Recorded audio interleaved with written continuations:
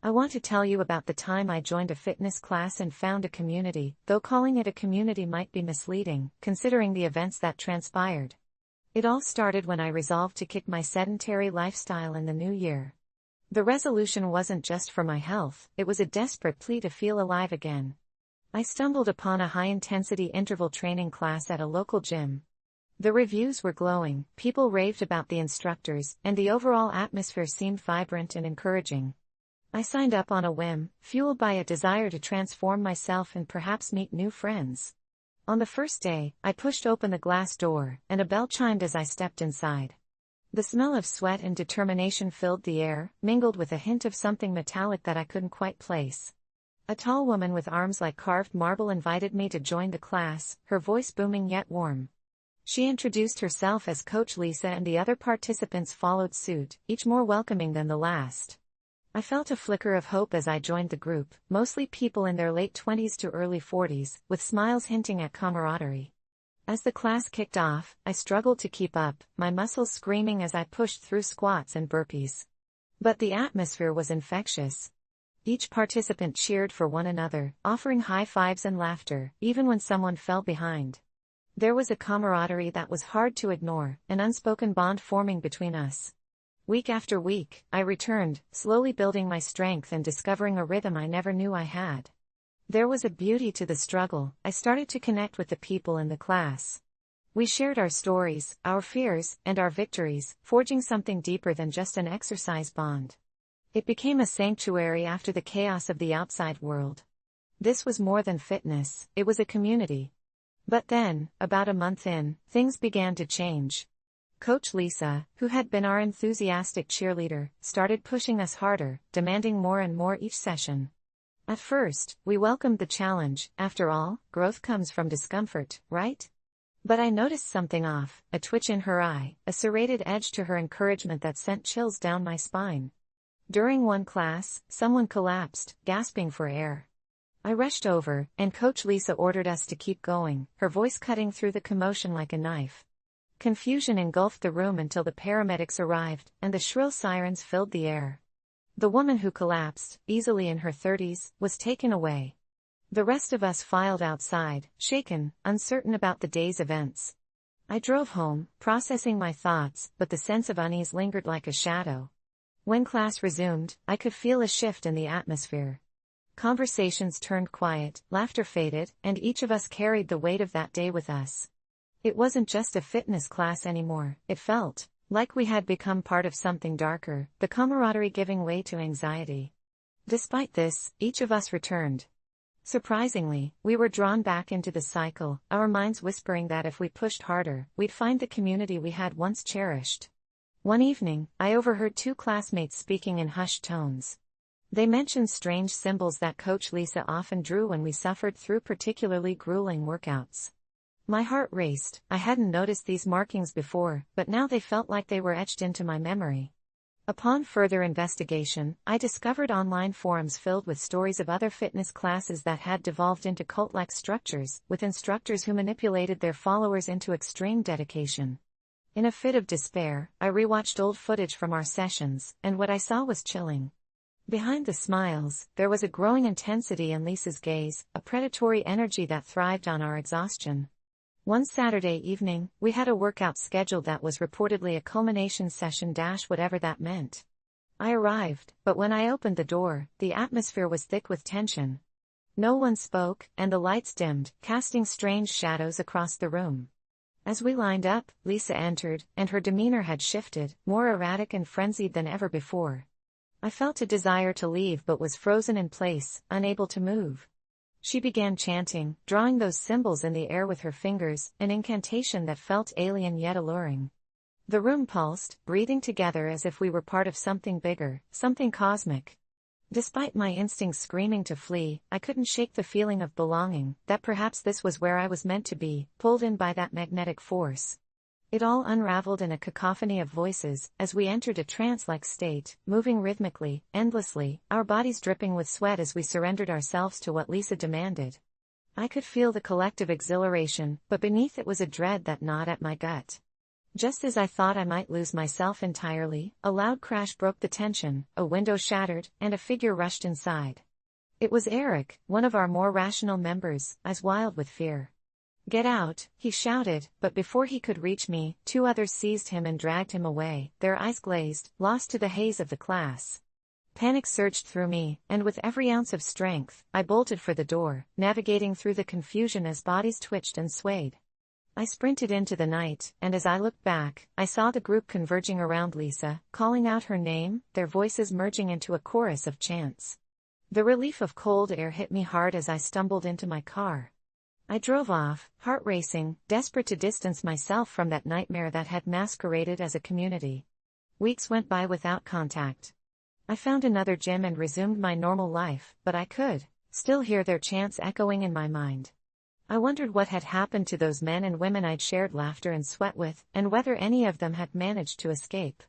I later heard whispers about Lisa, how she had vanished, taking her followers with her to an unnamed location. Those who sought to leave reportedly met disturbing ends, as if the ties that bound them were stronger than their will to break free. I shuddered at the thought of it all, my heart heavy with guilt and loss for what we had once shared, a sense of belonging twisted into something insidious. I look at my reflection in the mirror every day, challenging myself to remember what it meant to be part of a community but haunted by the specters of a past I can't escape. I still work out, try out new classes, but each time I walk into a gym, the taste of that metallic fear creeps back in, reminding me that sometimes, the things we join with the best of intentions can lead to places darker than we ever imagined. So please, if you're thinking of trying something new or joining a community, take a step back. Make sure you're stepping into a place built on trust and love, not one that could swallow you whole. I don't usually share stories like this, but I feel like if I don't get this off my chest, I might just explode. It started about a month ago when my friend Clara reached out to me after years of silence. We were the best of friends in high school, always attached at the hip, until she moved away for college and gradually fell off the radar. I had tried to keep in contact, but it seemed like she was slipping away, drowning in new friends and new experiences. A part of me understood, I had my life to figure out too. Yet, as the years went by, I couldn't shake the feeling that something was off.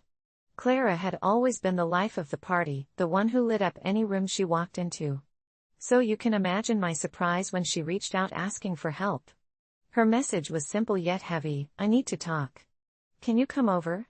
I had a knot in my stomach from the moment I read it but agreed without hesitation.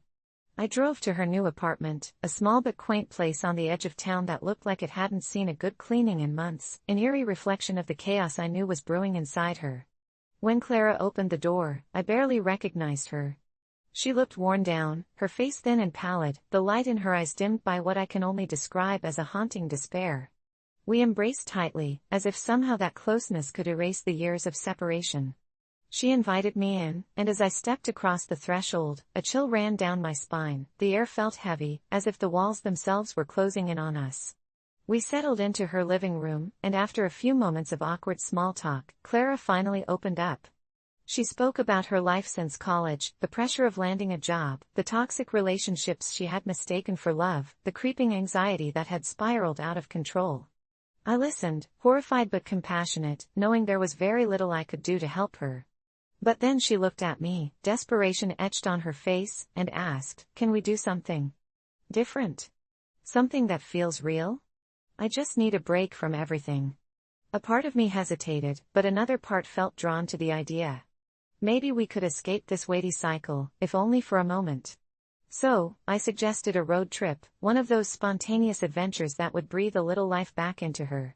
Clara's spirits lifted for the first time that evening, and we spent the next few hours planning our route.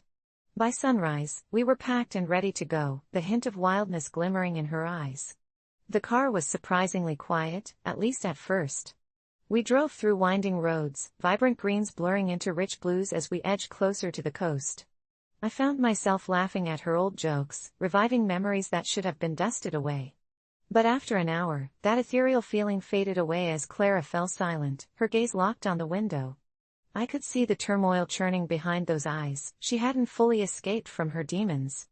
Just as I was about to break the silence, she suddenly pointed to an old roadside diner on the outskirts of a small town. "Let's stop here," she urged, excitement returning to her voice. My stomach growled in agreement, and we pulled over. The diner was quaint yet odd, with faded photographs lining the walls and a jukebox playing tunes from the 50s.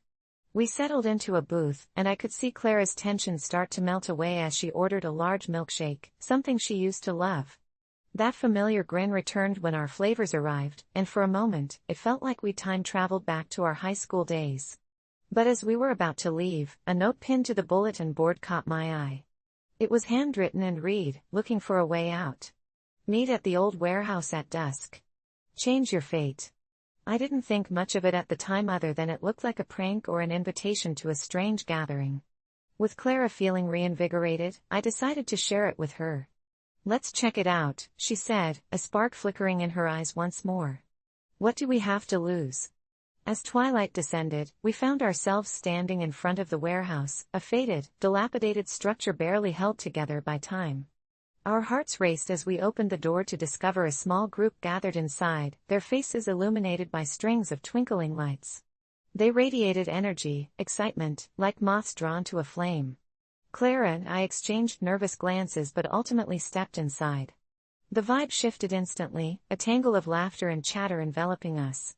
It felt good to be there, the darkness outside fading away. The leader of the group, a charismatic woman named Lila, introduced herself and challenged everyone with a game. "Let's write down something we want to let go of," she said. "Then we'll burn these papers together to symbolize our new beginning." Clara's eyes shone, and I could see a flicker of hope rekindling within her. We all took turns sharing our struggles, heartbreak, regret, fear. Clara went last, bravely unveiling her anxiety, her loneliness, and the suffocating feeling that followed her like a shadow. The group nodded in understanding, and I could see her chest rise and fall with every breath, the weight beginning to lift. Finally, we gathered in a circle outside, each of us clasping tightly to our crumpled papers. At Lila's command, we tossed our papers into the fire, watching the flames dance and swallow them whole. Clara's laughter filled the air, and I felt as if we were shedding layers of pain together. The night wore on, and just as we thought this couldn't get any better, I glanced at my phone to discover it was well past midnight. I stood to leave first, a sense of fulfillment washing over me, until Clara stopped me. "Let's stay a little longer," she pleaded. My heart fluttered, I didn't want to leave either. We danced with strangers and shared stories under the stars until exhaustion started creeping in. When we finally made our way back to her apartment, Clara looked lighter than I'd seen in years. "Thank you for helping me start anew," she said, tears brimming in her eyes. I promised her the road to healing wouldn't be easy but that she wouldn't have to walk it alone. But then things took a bizarre turn. A few days later, I received a chilling call. Clara was missing. Her family was frantic, she hadn't returned from that night out. I could barely breathe as I replayed the night in my mind, searching for clues, wishing I could turn back time. Days turned into a week, and just when hope dwindled, a message appeared from Clara's phone. "I'll be back soon. I'm finally free." It felt cryptic, unsettling. My instinct said she needed help, but no one believed me. They thought she was off somewhere living her best life, leaving me to wonder what truly happened that night in that warehouse. Then, out of nowhere, one of the attendees from that gathering reached out to me. "The shadows are not what they seem. They only take those who are ready," he typed. The truth settled over me like a blanket of dread. Whatever magic that night had ignited within Clara had led her to a darker path. I couldn't shake the feeling that it was all connected, that I had helped her start a new chapter, but not the one I had hoped for. Indecipherable truths still hung in the air like smoke, and I was left grappling with my guilt. Then, an idea blossomed. I needed to find that warehouse and confront Lila, the woman who had lured her into fragility masked as freedom. I returned but found the location abandoned, no signs of gatherings, no hints of Clara. I stood in the darkness alone, thinking about how I might have played a role in a fate I never intended. So, here I am, sharing my story in the hopes that whoever reads this takes heed. If you ever find yourself wanting to help a friend start anew, you must approach with caution. Because sometimes, it's the chapters we think are unwritten that become the most dangerous. And Clara? I still don't know where she is, or if she's safe.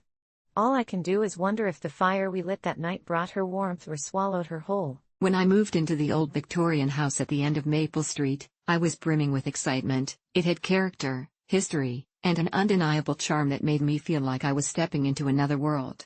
But the glee faded the moment I started to hear the whispers. At first, I chalked it up to the house settling or the creaks of an aging structure, but as night fell, the voices became clearer, almost like someone was having a conversation just beyond the walls, just out of earshot. I decided to investigate one particularly stormy night while the wind howled outside, rattling the windows. With a flashlight in one hand and a determination to dispel any shadows lurking in the corners of imagination, I crouched down, peering under the floorboards of my bedroom, where I noticed a small, dusty gap just big enough to fit my hand. As I pried the rotting wood apart, fighting back my trepidation, I found an old leather-bound diary coated in years of dust and neglect. Its spine creaked in protest as I opened it, and the pages were filled with cramped handwriting. Each bold stroke of ink felt like a spectral finger reaching through time, urging me to read. Flipping through the yellowed pages, it became a chronicle of solitude, heartache, and despair, each entry penned by someone who poured their soul onto paper. And while the earlier notes spoke of mundane days infused with a heavy melancholia, it was the last entry that caught my breath, dated for tomorrow. It simply read, "They're here. I can hear them scratching." My heart thumped wildly in my chest, adrenaline overshadowing any sense of rationality, and I suddenly felt an intense urge to bury the diary back under the floorboards, to pretend for a moment that I had never stumbled upon it. But what I found instead was an insatiable curiosity, the sort that takes hold of your mind and claws at your chest until you give in. I spent the entire night replaying that one line over and over, unable to shake the sensation that I wasn't alone in the house. That the shadows were watching me as I sat there, the air thickening with dread as if the walls themselves were cloaked in secrets. Hours passed, the winds roared outside, yet I remained rooted to the ground, nervous but paralyzed with intrigue. The clock ticked tortuously toward midnight, and I felt something inexplicable shift in the atmosphere, an electrifying tension that promised something dark and terrible was imminent. I found myself clutching the diary, fixated on that last line as I imagined what it must have felt like for the writer, living in the constant shadow of unseen horrors.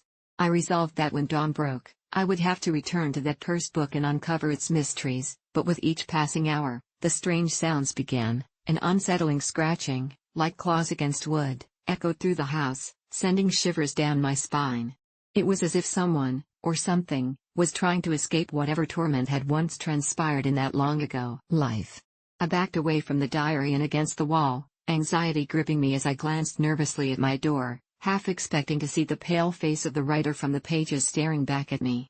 As the scratching grew louder, louder than my own heartbeat, I suddenly realized the truth, a dark dawning realization that twisted my stomach into knots. Tomorrow, I would witness whatever horror lingered here. The diary had sealed that fate for me.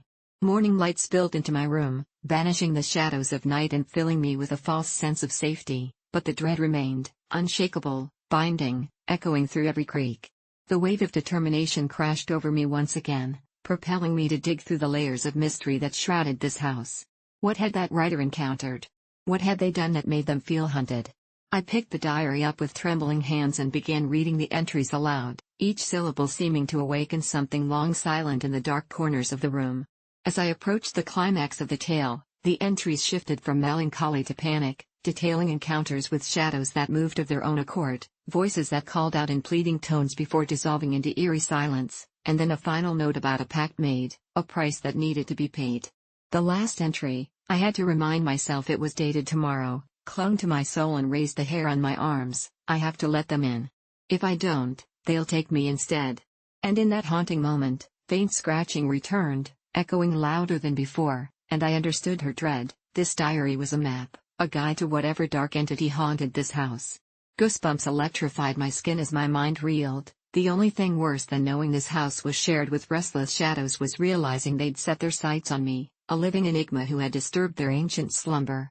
I heard soft dragging sounds now, sharper, closer, crawling beneath the floorboards in a synchronized rhythm, almost like a heartbeat. Panic gripped, I bolted for the door, feeling the unsettling presence behind me urging me to turn around, to look, to listen one last time to the whispers that had snaked into my head. I could almost hear the writer's tortured cries merging with the scratching, "Let me out." But now, as I fled down the stairs and out into the light, my heart pounding with primal fear, I knew I had unleashed something monumental, something that had been bound and rejecting of life for longer than I could comprehend. When I reached the front yard, trembling and gasping for breath, I could hear them rising, furious and hungry, their scratching transformed into frantic claws tearing at the earth, a sound that felt like fury and despair melded into one terrible howl. And for one surreal moment, as I glanced back toward the threshold of that cursed house, rooted in time like a nightmarish sentinel, I swore I saw the reflection of a pale woman in the window, trapped forever within the pages of that diary, forever awaiting a dawn that might never come. As the shadows surged around me in defiance, I realized the horrible truth laid bare: they weren't here for me, they had never wanted me, they were coming for the house, returning to claim what I had unwittingly awakened, while I, mere witness to this dark reunion, could only run from the inevitable reckoning destined to unfold just one day after that last fateful entry. I had always been the kind of person who thrived on routine. 9 to 5, the same desk, the same tasks, the same lunch break with my colleagues. It was predictably dull, a safe bubble I had wrapped around myself for years. I worked as a data analyst for a mid-sized tech company, and to be honest, I was content. At least, I thought I was. That was until the day I first received the email from my boss, inviting my team to a mandatory meeting about exciting changes on the horizon. The ominous tone sent shivers down my spine. As I sat in that packed conference room, I could feel the tension in the air, a thick cloud of uncertainty. The lights buzzed overhead as my boss paced before us like a caged animal, the glow of his laptop casting eerie shadows on the wall. Then he dropped the bombshell: our entire department was being restructured and half of us would be let go. In that moment, I felt the ground shift. My mind raced with possibilities and paranoia, but I kept quiet, trapping my fears behind a stoic facade. I didn't know what I would do without the security of my job, my routine. What was a life without my stable paycheck? The next few days were a blur of anxiety and doubt. I stayed glued to my laptop, endlessly scrolling job boards and sending out my resume.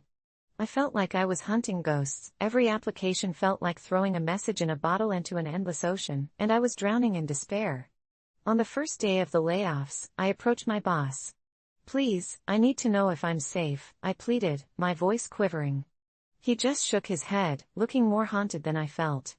The relief of knowing that I was safe for another day was fleeting. The walk back to my desk felt longer than usual, every step weighted with dread. By Friday, the dreaded email arrived personally for me. I was part of the cuts. I felt like I had plunged into a dark abyss, and all I could do was float there, adrift and abandoned. Out of sheer desperation, I decided to book a short vacation. I thought a few days away from it all would clear my head, help me reevaluate what I wanted. I found a cheap flight and booked a cozy cabin by a lake, surrounded by thick pine trees. The night before I left, I couldn't sleep.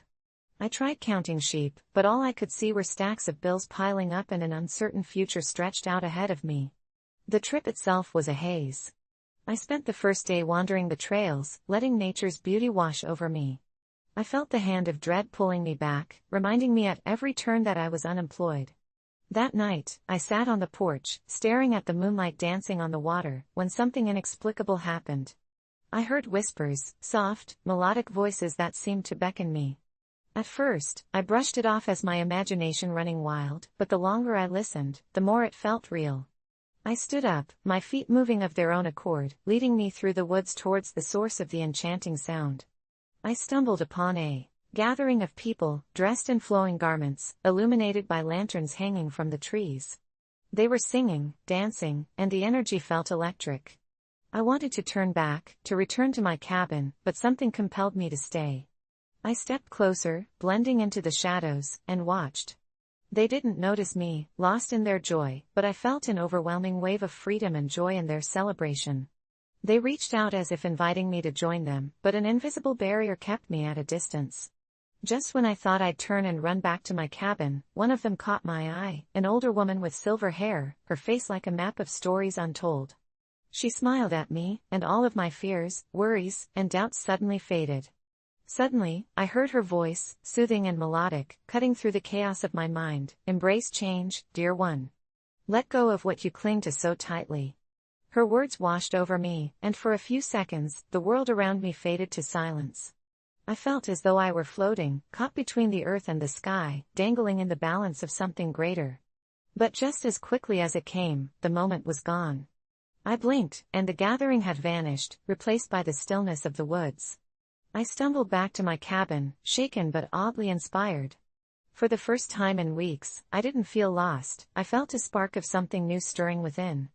Back home, I made a decision. No more safety net, I was going to embrace the uncertainty. I signed up for a coding boot camp, something I'd never considered before. I dedicated every waking hour to learning and growing. Slowly, I transformed that tangle of fear into a new passion, finding solace in the art of programming.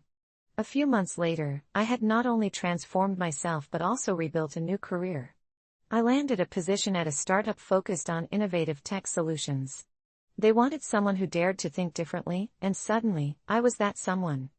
I met people who were as excited about change as I was, who thrived in the unpredictability of life. They didn't just survive, they lived.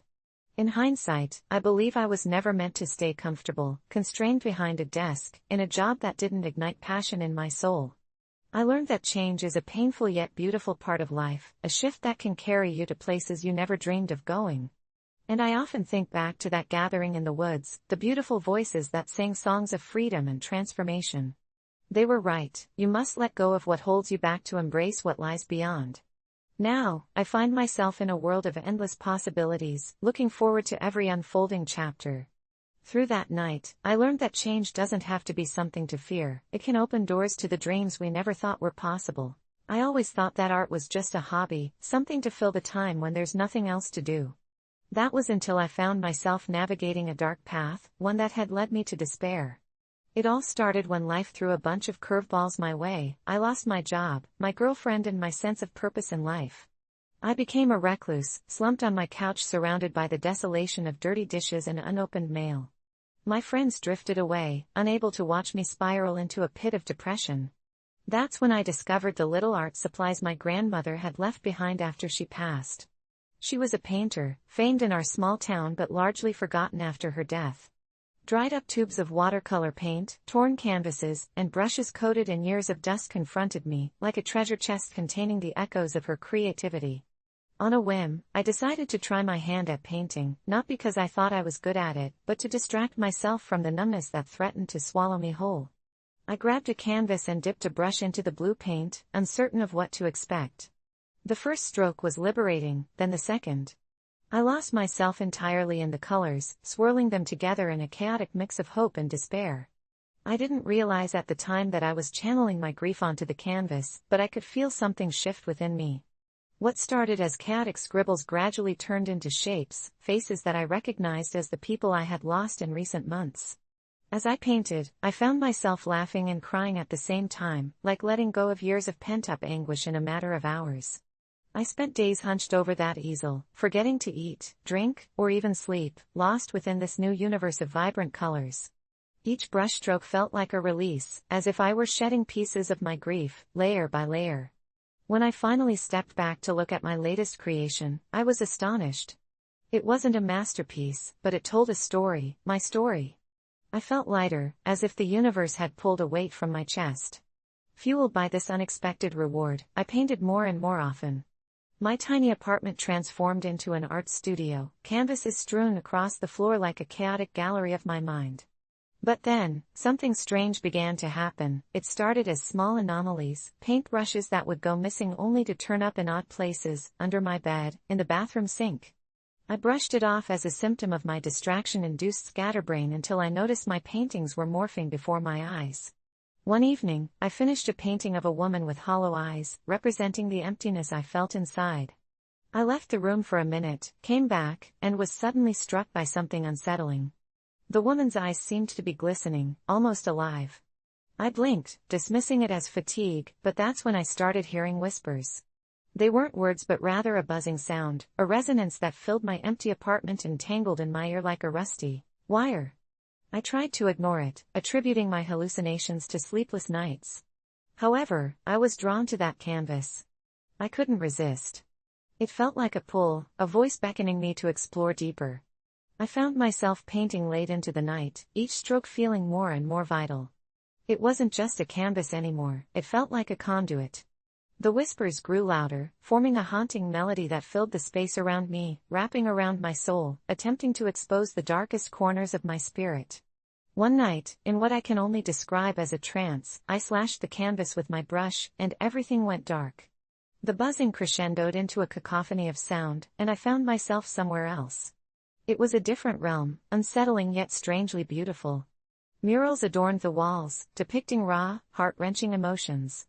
Shadows danced around me, bright colors clashed against the darkness. I felt an overwhelming sense of loss, sorrow, and yet also warmth, guidance, and love. I caught glimpses of spectral figures, artists long gone, their eyes full of knowledge and pain. They reached out to me, channels of heartbreak and healing. I felt the weight of their struggles meet the lightness of my own. The blending of our experiences left me crying uncontrollably. Suddenly, I was thrust back into my room, gasping for air. The whispering faded to a dull thrum, and I collapsed onto my canvas, overwhelmed. I realized then that the art I had been creating wasn't merely a distraction, it was a bridge. It connected not just my soul to those I had lost, but also me to a collective resolution. My grandmother's spirit, I suspected, was quietly pushing me, guiding me to transcend my pain. From that day forward, my paintings evolved. They became a mixture of unfiltered emotion, color, chaos, and clarity. I discovered that I wasn't just painting for myself, I was painting for the souls lost in the labyrinth of grief around me.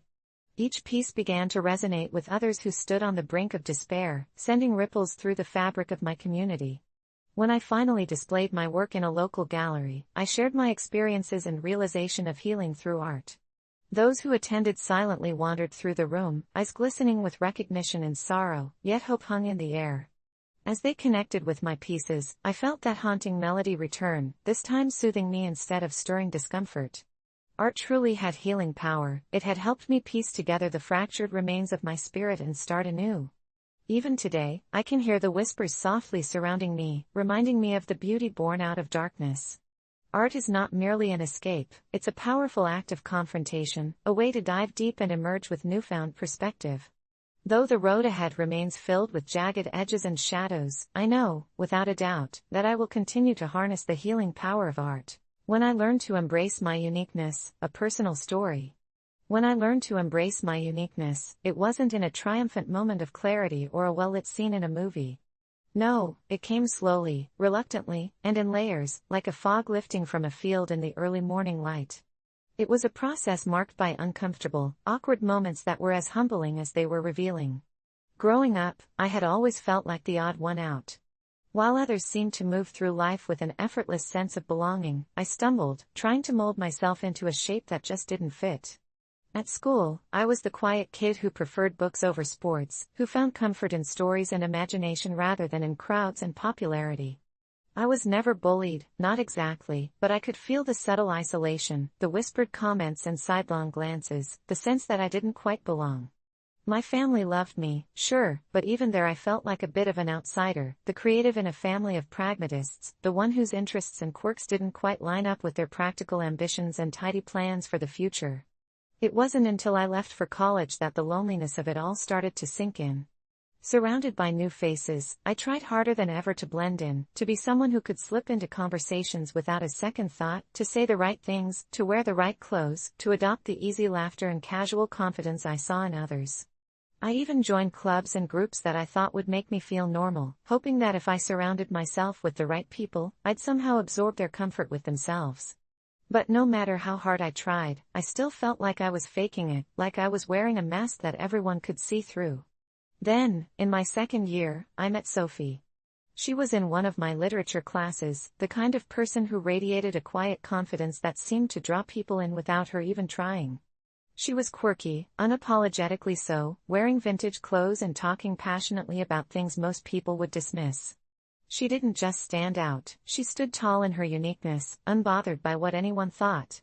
One day, we ended up working together on a project, and over time, I found myself opening up to her in a way I hadn't with anyone else. I confessed my struggles, my fears of being different, and my constant feeling of not fitting in. She listened without judgment, her eyes warm and understanding, and then she said something that would stay with me forever: "You're not meant to fit in. You're meant to stand out."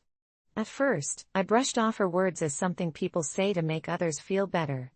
But as we spent more time together, I began to notice how Sophie didn't try to hide her quirks, she leaned into them. If she had a strange idea, she shared it. If she had an unusual perspective, she owned it. Watching her, I realized that what made her so magnetic wasn't that she was trying to stand out. She simply didn't hide who she was, and that authenticity made her shine. Her words echoed in my mind for weeks, slowly breaking down the walls of self-doubt I'd spent years building. I started to experiment, testing out small bits of myself that I'd kept hidden for so long. Instead of stifling my love for poetry, I began sharing my favorite lines with friends, even if it felt strange. I started wearing clothes that felt true to me, not just what I thought would help me blend in. I allowed myself to express opinions that I'd usually keep to myself out of fear of seeming too intense or different. At first, it was terrifying. I worried about the stares, the questions, the inevitable judgment. But to my surprise, people started responding positively, not in the way I'd expected, but with genuine interest and curiosity. They wanted to know more, to hear my thoughts, to see the world through my lens. I found myself forming connections with people who valued me for who I truly was, not for the person I'd been pretending to be. There was one moment, though, that truly cemented this newfound acceptance of myself. Our class was holding a small poetry reading, an informal event where students could share their own work or pieces they admired. Sophie urged me to read something I'd written, but the very idea terrified me. The thought of putting my deepest, most personal words out there for others to see felt like baring my soul. But she wouldn't let it go, and finally, I relented. My hands were shaking as I took the small stage, my voice wavering as I began to read. I'd chosen a piece I'd written late one night, a poem about feeling lost, about searching for belonging in a world that seemed determined to ignore me. As I spoke, I expected the usual polite smiles and nods, the lukewarm response of people who didn't quite understand. But as I finished and looked up, I saw faces filled with understanding, with empathy, and something even deeper, a shared vulnerability.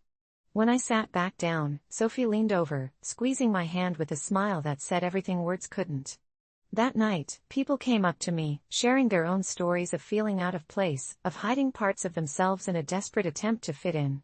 It was then that I realized how many of us walk through life wearing masks, hiding the very things that make us unique, that make us human. Over the next few months, I embraced this realization. I stopped worrying about what others thought, stopped trying to mold myself into someone I wasn't. I found myself attracting people who valued authenticity, who were drawn to my unique perspective, my quirks, my passions. It wasn't about being liked by everyone, it was about finding those who saw me and accepted me for who I was. And with each passing day, I felt freer, lighter, more at peace with myself. Embracing my uniqueness didn't mean I became some unshakable pillar of self-confidence overnight. There were still days of doubt, moments when I'd fall back into old habits, but I'd remember Sophie's words, her unwavering belief in being true to oneself. And I'd remind myself that I was enough, that my value wasn't determined by anyone else's approval. Looking back now, I realize how much that journey shaped me, how embracing my uniqueness transformed not just how others saw me, but how I saw myself. I learned to love the parts of me that I'd once tried so hard to hide, the parts that made me who I was. And in doing so, I found a sense of belonging, not in the approval of others, but in the quiet confidence of knowing I was being true to myself. Embracing my uniqueness wasn't a destination, it was a journey, one that I'm still on, one that continues to teach me the value of authenticity, of self-acceptance, and of the quiet strength that comes from standing tall in who you are, unafraid and unapologetic. I always prided myself on being a perfectionist, believed it was a necessary trait to succeed in this cutthroat world. My friends called me meticulous, my bosses noted my attention to detail, but there was always a darker side lurking beneath that polished exterior. It wasn't just that I hated making mistakes, I feared them. At some point, I became ensnared in a web of unattainable standards that left me drained and anxious. I remember one particularly stressful month. I had a report due at work, and the deadline was looming closer with each passing day. Instead of making progress, I spent hours arranging and rearranging my data, formatting my charts, and perfecting my vocabulary. On the night before the presentation, I barely slept, replaying every detail in my mind. I woke up to my friend screaming my name on the phone. It was a car accident, she needed me to come fast. Throwing on clothes and racing to the hospital, I could barely focus. I arrived at the emergency room, but my mind was still cluttered with thoughts of my presentation. Just as I stepped into the waiting area, a nurse came out solemnly, tears brimming in her eyes, telling us that my friend didn't make it. I felt like I had been punched in the gut. I stood there, frozen, consumed by guilt. I had spent so much time obsessing over trivial things, and now I would never get to tell her how much she meant to me. In the days that followed, everything felt muted. The contrast of my grief and my perfectionism was staggering. I remember sitting on my bed, listless, staring at an empty notebook. The irony was not lost on me. Here I was, a perfectionist who failed to prioritize what truly mattered. I heard about a local support group through a friend. Reluctantly, I decided to go, thinking that perhaps other people carried the same burdens. The first session was filled with strangers sharing their stories of loss and despair. I remember a woman, trembling, detailing how she lost her brother to an overdose. It wasn't about grief alone, it was about letting go. I leaned in, captivated. For the first time in a long time, I felt a flicker of hope. That night, I realized how parallel my struggles were to their pain. I left that meeting feeling slightly lighter, and as the weeks passed, I kept returning. Gradually, I began to share my own story. I confessed how I wasn't just a perfectionist, I had used it as a shield from confronting my emotions, hiding behind it to keep relationships at arm's length. One night, just after I had shared, a woman approached me. She had this aura of both wisdom and kindness. She introduced herself as Sally and handed me a small, worn-out notebook. "This helped me when I was stuck in my head," she said. I was hesitant, after all, who had time for journaling when every letter had to be arranged perfectly. But something drew me in. That night, I started writing. At first, my entries were monotonous and robotic, but as the days passed, they turned into echoes of my thoughts, emotions swirling like autumn leaves in the wind. As I explored my feelings through writing, I began to see the ugly side of perfectionism as a mask I'd worn for too long. The pages filled with my insecurities, the moments I let slip by, and that feeling of never being enough started to pour out of me like water from a cracked dam. I started to reflect on all the times I had stood paralyzed, afraid to act, fearing I'd create something imperfect. Over time, my entries morphed into dialogue with myself. I began challenging the notion that perfection equated to success. Slowly, I started to embrace my flaws. During one of our meetings, I scribbled down a quote, "Perfection is the enemy of progress." I shared it with the group. There was a ripple of agreement, as more members offered their insights about how striving for perfection often kept us from evolving into who we were meant to be. Eventually, I began to let the grip of my perfectionist tendencies loosen. I recall walking into my office one day, a little bit lighter. Instead of obsessively checking every detail of my report, I submitted it with a sense of calm acceptance. I invited the inevitable feedback, welcoming any constructive criticism instead of bracing for a blow. And as bizarre as it was, I felt triumphant, not because the report was perfect, but because I was learning to free myself from that belief. Life hummed along over the next couple of months, each day a little easier than the last. I began to embrace spontaneity, diving headfirst into activities I would have once disregarded, painting, singing loudly in the car, dancing in the living room. One evening, I decided to take a watercolor class. I packed my supplies, determined to go in with an open heart. The canvas was blank and unassuming, but instead of trying to plan each brush stroke to perfection, I allowed myself to just create. Colors danced on the page, morphing into an abstract representation of my journey, the chaos, the joy, the beauty and imperfection. It was liberating, watching each color spread and bleed into one another. Sally's worn notebook became my sacred companion, filled with lessons learned, moments cherished, and even sketches of those beautiful, flawless disasters. I found solace in creating, in owning my narrative, realizing that no one compelled me to adhere to someone else's timeline. And then, came the day at the support group when the topic shifted back to grief. I shared my story about loss, my battle with perfectionism, and how I was reshaping my life. The group nodded, and I noticed the faces of those who once seemed distant. After the meeting, a few came up to me, tears in their eyes, telling me how my words resonated. Suddenly, my pain had a purpose, and I realized that my journey was not just about me anymore, it was about letting others know they were not alone. Reflections came flooding in after that night. I no longer wanted to be bound by the fear of imperfection. I wanted to open a dialogue about anxiety, grief, and the illusions we create in our heads. Instead of chasing perfection, I embraced progress, a messy, chaotic, authentic journey that allowed me to celebrate my imperfections. I learned to laugh at my mistakes, viewing them as stepping stones rather than obstacles, and slowly but surely, I began to heal. As the months rolled on, I kept attending the group and journaling. One night, I decided to write a letter to my friend I had lost. I let the words tumble out, no self-editing, just raw feelings of love, regret, and the lessons I had learned since she left. It felt cathartic, and as I sealed the envelope, I felt, for the first time in a long time, a wave of peace wash over me. I wanted to believe that I was learning to let go, but the reality was more complex. The ghosts of perfectionism still lingered from time to time. They would whisper in my ear whenever I was faced with a challenge. But I had built tools to confront those thoughts. I understood I could never erase those tendencies entirely, but instead chose to acknowledge and redirect them into something beautiful. Each brush stroke on my canvas became a reminder that I was not defined by my mistakes but shaped by them. So, to anyone else struggling with their own demons of high expectations, I hope you stumble into the passion of progress. Let go of that tight grip you have over every detail. Embrace the messy journey, and you might just find it leads you to the freedom you never knew you needed.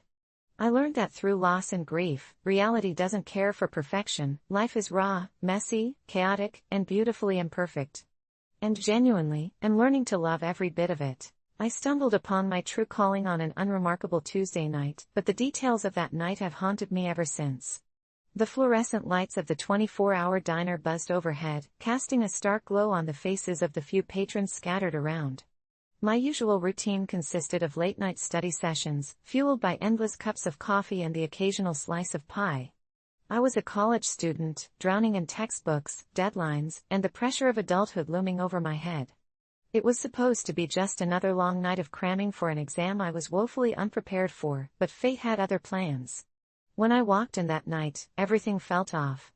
The diner's usual chatter was strangely hushed, the clattering of cutlery seemed muted, and the waitress with the ever-cheerful smile wore an unsettling grimace. I took a seat at the counter, ordered my usual, and fished out my textbook. But as I opened it to the first page, I noticed something bizarre about the reflection in the glass panel behind the counter. It wasn't my tired face staring back at me, instead, it was a different version of me. The man in the reflection looked older, worn down by the years that seemed to accumulate on his shoulders. His eyes were hollow, as if he had seen too much of the world and couldn't quite bear it. I blinked, and he was gone, leaving me to question my own sanity. I shook my head, laughing nervously, telling myself it was just fatigue playing tricks on my mind. But something pulled at me, urging me to look back at that glass. When I did, I didn't see the tired man again. Instead, I saw glimpses of my future, fleeting images of strange places, of a vast darkness that cradled terrible wonders. My mind screamed that I needed to get out, but my body felt glued to the seat, captivated. As the waitress served my coffee, I noticed she was staring at me with a strange intensity, her eyes flicking back to the reflection as if sensing something swell within the air. "You okay, sweetie?" she asked, her voice low, almost conspiratorial. I nodded, unable to find the words to explain my discomfort, but her gaze held me in place. There was something almost knowing in her eyes, as if she could see the turmoil brewing within me. Out of the corner of my eye, I caught a group of people huddled in a corner booth, their whispers barely audible. An urban legend surfaced in my mind, one about strangers who came to this diner in the dead of night, seeking something elusive that kept their souls tethered to the mortal realm. They called them seekers. Mere coincidence, I told myself, but why did it feel so real? The more I observed, the more I began to realize they were not ordinary people. They had an air of desperation about them, as if they were waiting for a message only they could understand. The longer I stared, the more I sensed a growing energy around them that pulsed like a heartbeat, and instinctively, I inched closer to eavesdrop. "It's coming tonight," one of them whispered, barely audible. "Tonight is the night we find it." My heart raced. What were they talking about? My curiosity overwhelmed my hesitation. I had to know more. I abandoned my studies and drifted closer, choosing the empty booth right beside theirs, trying to listen in without drawing attention. They were plotting something they believed would change their lives forever. Someone in the group mentioned the opening, and my breath caught in my throat as a surge of dread washed over me. It felt as if I was standing on the brink of an abyss, with knowledge that could drag me down into darkness if I weren't careful. But I was mesmerized, and suddenly, I felt a spark within me, an exhilaration I hadn't experienced in years. What if this was the moment that would define my life? The leader of the group, a tall, stoic woman with piercing blue eyes, stood up, her voice commanding. We go now, or we miss it. It's our only shot. My heart pounded in my chest. It felt inexplicably clear that they invited me into this clandestine mission, a call to adventure I couldn't ignore. I slid from my booth and, without even thinking it through, fell in step behind them as they headed for the door. The chill of the night air hit me as I stepped outside, a strange contrast to the warmth of the diner. The seekers led me down a darkened alley lit only by flickering streetlights as their murmurs grew frantic. They discussed symbols, an ancient alignment of stars, and a doorway that would open if the conditions were right. I decided then that whatever it was, I was going to see it. When we reached the end of the alley, where the street faded into a narrow path framed by overgrown bushes, I could make out a portal standing ominously at the center of a clearing, an iridescent shimmer that bent light in uncanny ways. The air thickened. The seekers formed a tight circle around the portal, their voices rising in a chant that made the hairs on the back of my neck stand on end. My pulse quickened, both terrified and exhilarated. I watched as one by one, they stepped forward, disappearing through the shimmering veil, their forms swallowed by a light that felt alive. The last one, the leader, turned to me, a fierce yet comforting gaze piercing through me. You're meant to be here. Don't look back. My heart thudded in my chest. What was I hesitant for? I wanted to know what lay on the other side, to discover what was waiting for me. With a leap of faith fueled by fear and desire, I stepped forward into the brilliance, my body shuddering as the light enveloped me. It felt like being pulled apart and stitched back together in a matter of seconds. Suddenly, I was standing in a vast, cavernous space. Just as I took it all in, the world shifted violently, and I was confronted by visions that seized my mind.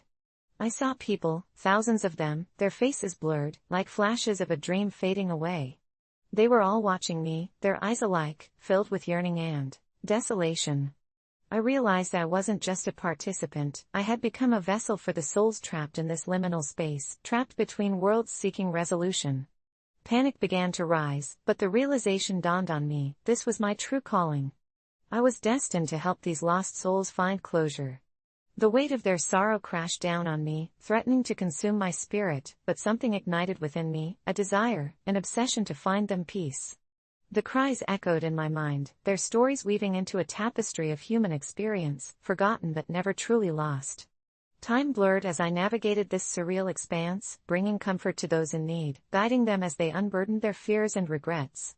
My own struggles shrank in comparison, and in this strange role, I finally found purpose. Then as suddenly as it began, it all fell silent. I stepped through the last portal, reclaiming my identity, my humanity, but not before the knowledge settled deep inside me. I had the power to explore, to heal, to perform what was long deemed impossible. The diner became a distant memory, yet it lingered in the fragments of dreams like a comforting embrace. I returned to my life, but the pull never ceased. I still visit that diner and those nights. Only now, I'm no longer alone. Those lost souls, those seekers, they follow me. Hidden in the shadows, they watch, waiting for their moments to be healed. As I sit with my coffee, serving the next person who walks in, I wonder how many others might answer the call if they could see beyond the veil. I wasn't just looking for my true calling, it had sought me, grasping my soul, pulling me into the depths of a world laden with suffering yet overflowing with purpose. And every visit is a new adventure, a new opportunity to change a life. The moment I discovered my true calling wasn't just a revelation, it became a haunting melody that lingers, a reminder that even in bitter darkness, that which we truly seek may be waiting just beyond our grasp. And every exit we take from this world can lead to another realm, one where we can finally find our way home. How I faced my fear of public speaking, a journey of growth.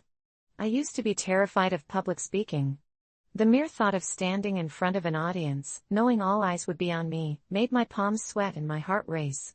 As a child, I had always been shy, the kind of person who preferred the safety of being invisible in a crowd. I never spoke up in class, and even at family gatherings, I would avoid the spotlight.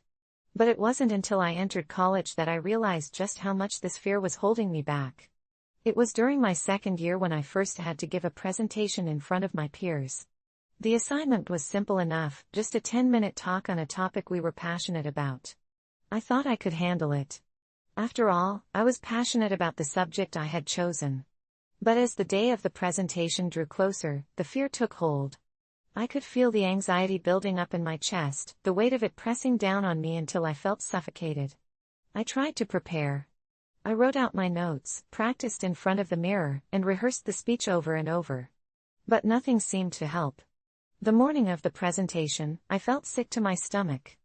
I barely slept the night before, my mind racing with worst-case scenarios, forgetting my lines, stumbling over my words, or worse, freezing completely in front of the entire class. As I stood in line waiting for my turn, I could see the other students confidently walking to the front, smiling, and delivering their speeches with ease. It was like they were born for this. And then there was me, shaking, heart pounding in my ears, hands clammy with sweat.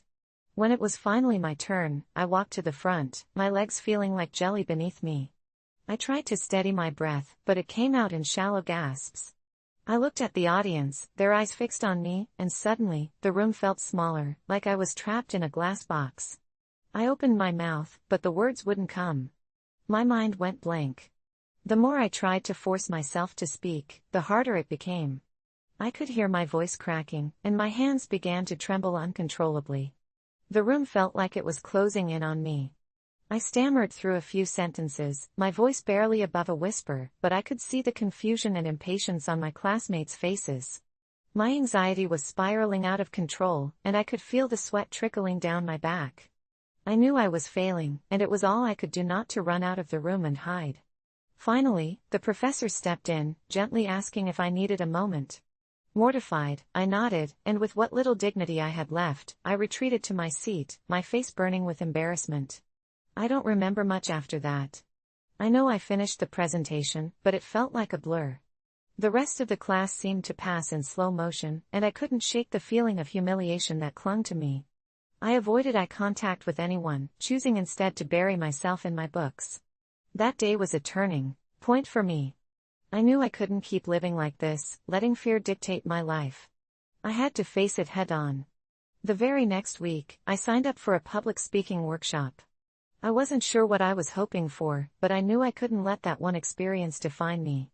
The workshop was held at a community center, and I remember walking and feeling completely out of my element. There were about a dozen people in the room, all different ages, all seemingly more confident than I was. The instructor, a man named Mark, had an air of authority about him but also a warmth that made the whole experience less intimidating. The first exercise we did was simply to introduce ourselves. It sounded easy enough, but when it was my turn, I almost choked. My throat went dry, and I could feel my face flush with heat. But this time, I made myself speak, even if it was barely audible. "Hi, I'm Name, and I'm here because I want to get better at public speaking," I said, the words coming out in a whisper. But Mark smiled, nodding as if my attempt was a victory in itself. The group clapped, and though I felt embarrassed, something inside me shifted. It was the first time I had spoken in front of a group since that disastrous presentation, and it wasn't as bad as I thought. Over the course of the next few weeks, I attended the workshops regularly. At first, I couldn't make it through a single exercise without feeling completely panicked, but little by little, I started to improve. The exercises varied from impromptu speeches to storytelling and even group discussions. Each time I spoke, I felt the fear lessen just a little bit. Mark taught us a technique that helped me more than anything, focusing on the message, not the fear. He told us that no one in the audience was there to watch us fail, they were there to hear what we had to say. It was a revelation. I had always believed that everyone was judging me, scrutinizing every flaw. But Mark made me realize that my audience was more interested in the message I was sharing than in how perfectly I delivered it. Slowly, I started to believe it. I began to reframe the way I saw public speaking. I wasn't standing in front of a crowd of strangers, I was sharing something important with people who might benefit from it. That shift in perspective made all the difference. By the end of the workshop, I was still nervous, but I wasn't paralyzed by fear anymore. I could stand in front of a group and deliver a speech without losing my breath. It was a small victory, but it was a victory nonetheless. But my real test came when I was asked to give a speech at my college's annual conference. It was a big deal, and I had been selected to speak about a topic I had spent months researching. I knew I couldn't back out. The night before the speech, I felt the familiar knot of anxiety in my stomach, but I refused to let it control me. I had worked too hard to let this opportunity slip away. The next morning, as I stood backstage waiting for my turn, I took a deep breath, remembering Mark's advice. I focused on the message, not the fear.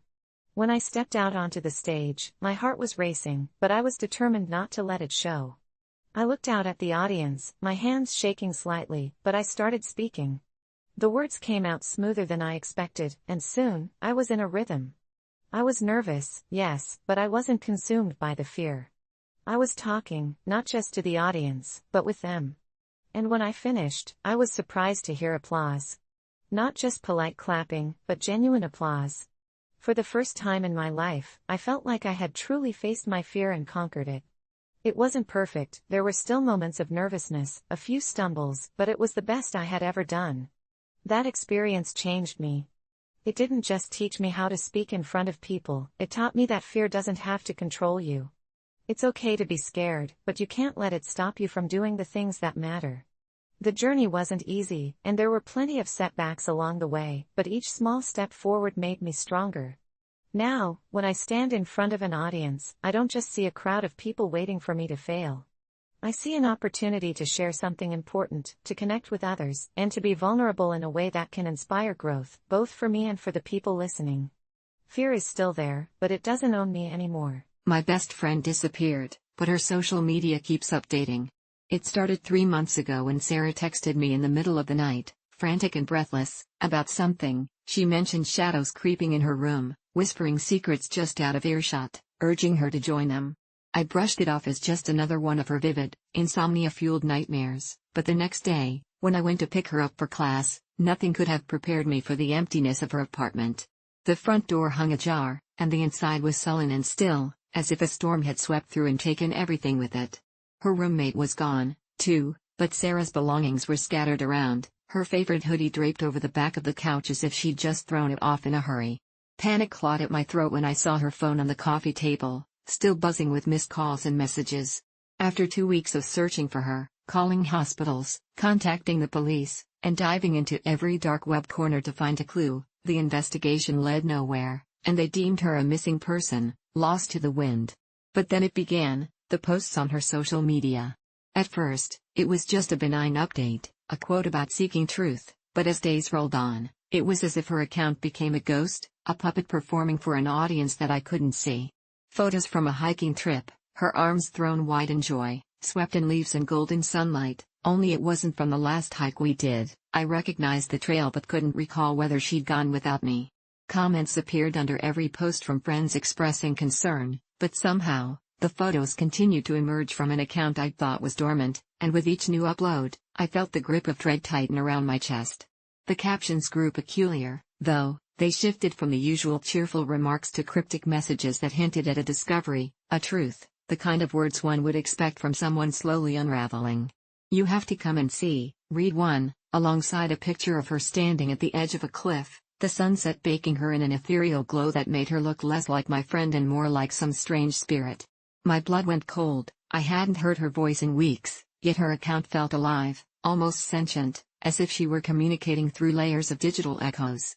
Then came the night the account reposted a memory from our last summer together, an innocuous photo of us at the beach, laughing, sand between our toes, the kind of carefree moment where nothing felt weighty, nothing felt wrong, only now. The caption read, "They say the ocean holds our fears." I remember staring at the screen for what felt like hours, barely blinking, a chilling realization creeping up my spine like fingers tracing my flesh.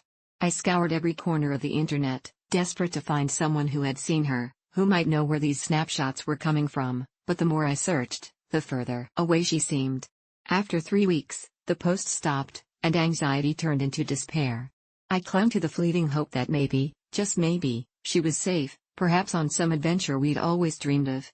However, one cold night, just as I was about to drown myself in 3 months of unyielding sorrow, a notification lit up my phone. A live video.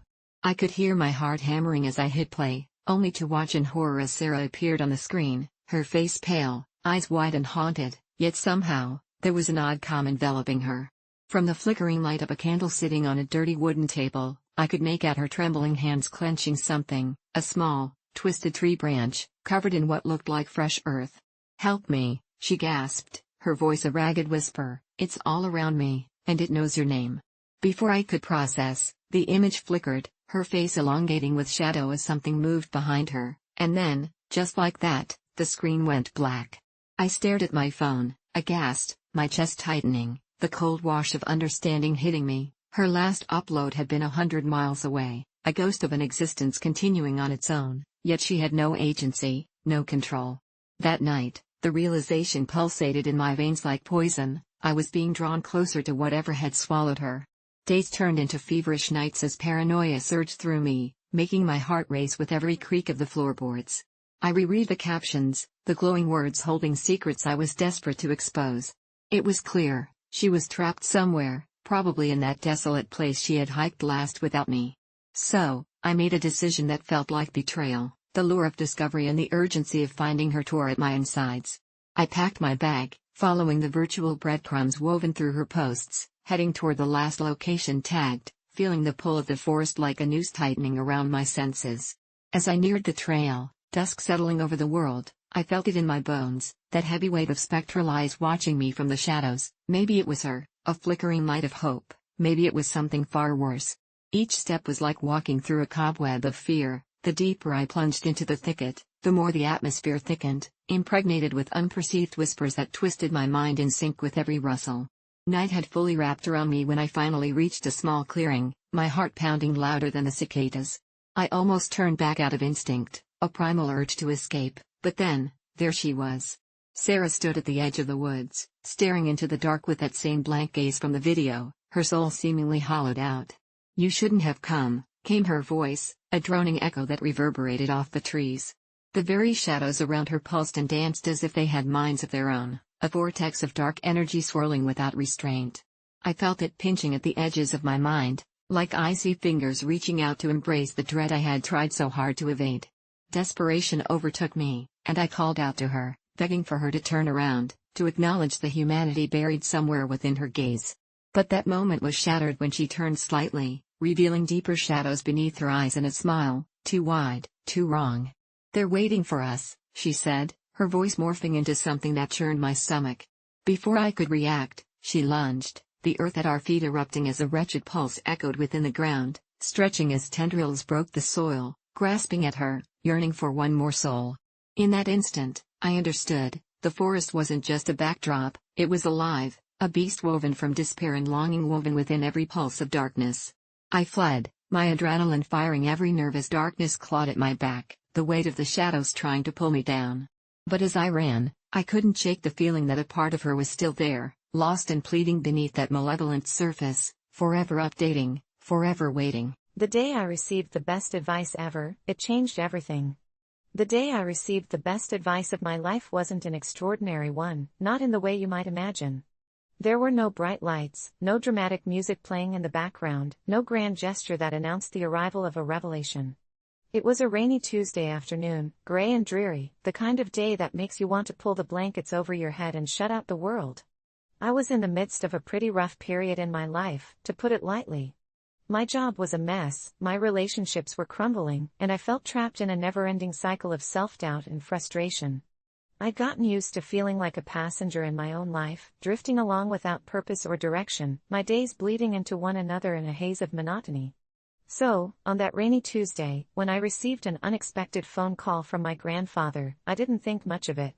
We weren't particularly close. He was a quiet man, stoic and reserved, and we'd never really had any heart-to-heart conversations. But that day, he called me up out of the blue and asked if I'd meet him for coffee. I was hesitant, unsure of what to expect, but something about his voice, gentle yet firm, made me agree. When I arrived at the small coffee shop near his house, he was already seated in a corner booth, staring out the window with a look of quiet contemplation.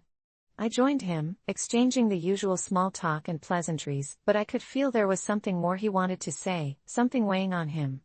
After a few minutes of silence, he looked at me, his eyes intense in a way I'd never seen before, and said, "I've been thinking about you, about your life, and I have something I think you need to hear." I was caught off guard, unsure of what he could possibly say that would make a difference in the mess I'd made of my life. But he leaned in, his voice low, and began to tell me a story, one that would change everything I thought I knew about myself, about life, and about what really mattered.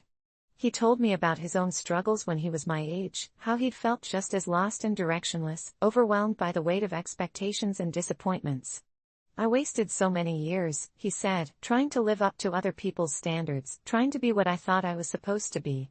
He described how he'd stayed in jobs he hated, pursued relationships that drained him, and ignored his own dreams because he was too afraid of failing, too worried about what others would think. He paused, letting his words sink in, and then he said something that hit me like a punch to the gut. The day I stopped caring about other people's opinions, about the things I couldn't control, that's when everything changed.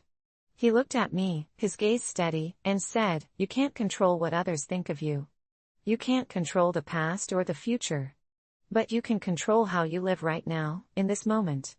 I felt something shift. Inside me, like a weight I hadn't realized I was carrying had been lifted. He continued, "You're wasting your life waiting for permission to be yourself. You don't need anyone's approval to pursue your dreams, to make mistakes, to try, fail, and try again." He told me about a friend of his, a man who'd spent his whole life working at a job he despised, waiting for retirement to finally live the life he'd dreamed of. But by the time he retired, he was too sick and too tired to do any of the things he'd spent his life longing for. "Don't wait," my grandfather said, his voice filled with an urgency that made my heart race. "Don't waste another day waiting for the right time or the perfect opportunity. They don't exist. All you have is right now." I sat there, stunned, the rain pattering against the window as his words echoed in my mind. He reached across the table, placing a hand on mine, and said, "The best advice I can give you is to live like you're running out of time. Because you are. We all are. And once you realize that, you'll stop caring about what people think, stop letting fear control you, and start living the life you want." I didn't say much after that, too overwhelmed by the power of what he'd just shared. I hugged him goodbye, feeling a strange mix of gratitude and regret, knowing I'd wasted so much time being afraid, being hesitant, holding myself back. But something had shifted, and as I walked out of that coffee shop, I felt a new sense of clarity, a fire ignited in me that I hadn't felt in years. Over the next few weeks, I started making changes, small at first but with a growing sense of purpose. I left the job that had been draining me for years, taking a chance on a position that excited me even though it came with risks. I started pursuing hobbies I'd abandoned, reaching out to people I'd lost touch with, and saying no to things that didn't align with my values. It wasn't easy, and there were moments of doubt, times when I felt the familiar tug of fear and uncertainty. But every time I felt myself slipping back into old patterns, I'd remember my grandfather's words, his steady voice reminding me that I didn't have time to waste on things that didn't matter. Months went by, and I found myself becoming someone I barely recognized, someone stronger, bolder, and more willing to take risks. I felt a freedom I hadn't felt since I was a child, unburdened by the expectations and judgments of others. One day, I called my grandfather to thank him, to tell him how much his advice had changed me, but his voice was weak, frail, and I realized he didn't have much time left. I visited him a few weeks later in the hospital, holding his hand as he drifted in and out of sleep, and I felt a profound sense of gratitude, knowing that he'd given me the gift of courage, the strength to live a life true to myself. When he passed, I felt an overwhelming sadness but also a sense of peace, knowing he'd left this world having made an impact that would live on in me. His words continue to guide me, a constant reminder to live fully, to embrace life's uncertainties, and to chase my dreams without hesitation. That rainy Tuesday, that conversation in a quiet coffee shop, it changed everything. It was the day I learned to live, to truly live, and it's a lesson I carry with me every single day, a reminder that life is too short to be anything but fearless. I never knew how toxic perfectionism could be until I found myself trapped in a cycle of anxiety and self-loathing. My name is Lily, and for as long as I can remember, I had a relentless drive to achieve. Every paper I wrote, every project I undertook, had to be flawless. In school, my grades were impeccable, I was the poster child for achievement. But as I approached adulthood, the pressure mounted. I carried the weight of my own expectations like a lead shroud. If I wasn't the top of my class, I felt like I was failing. If a painting or a poem wasn't perfect, I would tear it apart so no one else could see it. I had become a master at presenting a polished exterior while crumbling inside. But then, everything changed when my father fell ill. The news hit us like a tsunami.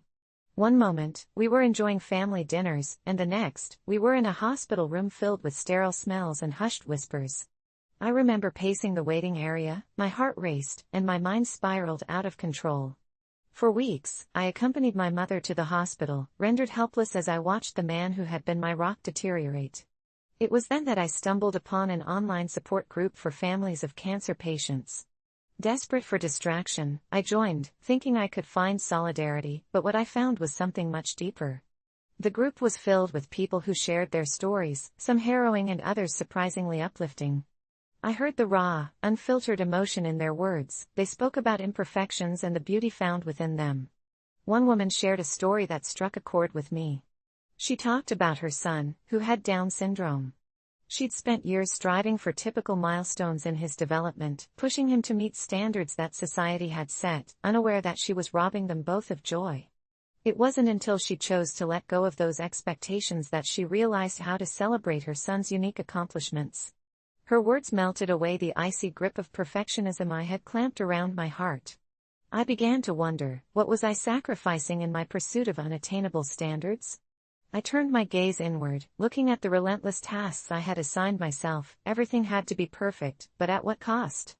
As I continued to participate in the group, sharing my own fears and frustrations, I found a strange comfort in vulnerability. With each post and comment, I shared my thoughts about my father's illness and the fear that gripped my heart. My writing was raw, revealing my insecurities, and suddenly, it didn't feel so heavy anymore. One night, as I lay in bed, I felt the urge to write a letter to my father. I let my heart spill onto the page and, without an editor or an audience in mind, I bared my soul. My father had always been my pillar of support, and writing to him felt like tearing down the walls I had built around my emotions. After a sleepless night filled with tears, I sent him the letter. A week later, his health took a turn, for the worse. I rushed to the hospital and found him weak, yet somehow still present.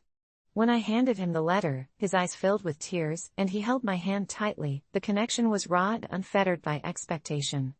In that moment, I understood that true love wasn't about perfection, it was about being real, vulnerable, and present despite the chaos. I gradually began to apply that lesson to my own life. I enrolled in art classes and volunteered to lead workshops without preparing for hours on end. I learned to make mistakes and embrace the flawed beauty in my creations, no longer paralyzed by the idea of producing perfection. I forced myself to paint quickly, allowing the brush to dance wildly across the canvas without judgment. My instructors applauded my work not for its precision but for its rawness. My unfiltered emotions came alive in the colors and strokes, and for the first time, I felt free. The day my father drew his last breath was the hardest of my life. As I sat by his side, I watched the light fade from his eyes. But instead of wallowing in grief, I felt a strange sense of peace. Dad had shown me what it meant to love unconditionally and how to appreciate the beauty in every imperfection. He had taught me how to live authentically, and as he let go, so did I. My journey from perfectionism to acceptance wasn't easy, and there were days when the old habits crept back in. But I learned to recognize when those thoughts spiraled out of control and confront them head-on. I sought therapy and continued to stay active in my support group. I shared my vulnerabilities with close friends and family, fostering connections that blossomed into genuine relationships. As the years went on, I became more attuned to the world around me, realizing that everyone battled their own insecurities behind closed doors. The perfect lives we see on social media are often polished facades hiding struggles just like mine. I started taking pictures of my art and posting them online, flaws and all. I wrote poems that didn't adhere to structure and painted landscapes that were a little askew, inviting others to see through my unfiltered lens. With each post, I was inviting others to embrace their imperfect selves along with me. In telling my story, I found purpose. Through each interaction, I felt the chains of perfectionism dissolve a little more, replaced with a warmth that stemmed from acceptance. So here I am, sharing my journey and hope that it resonates with even one person out there reading this. Perfectionism can feel like an all-consuming fire, but in learning to let go, I've discovered a world filled with color, chaos, and genuine connection.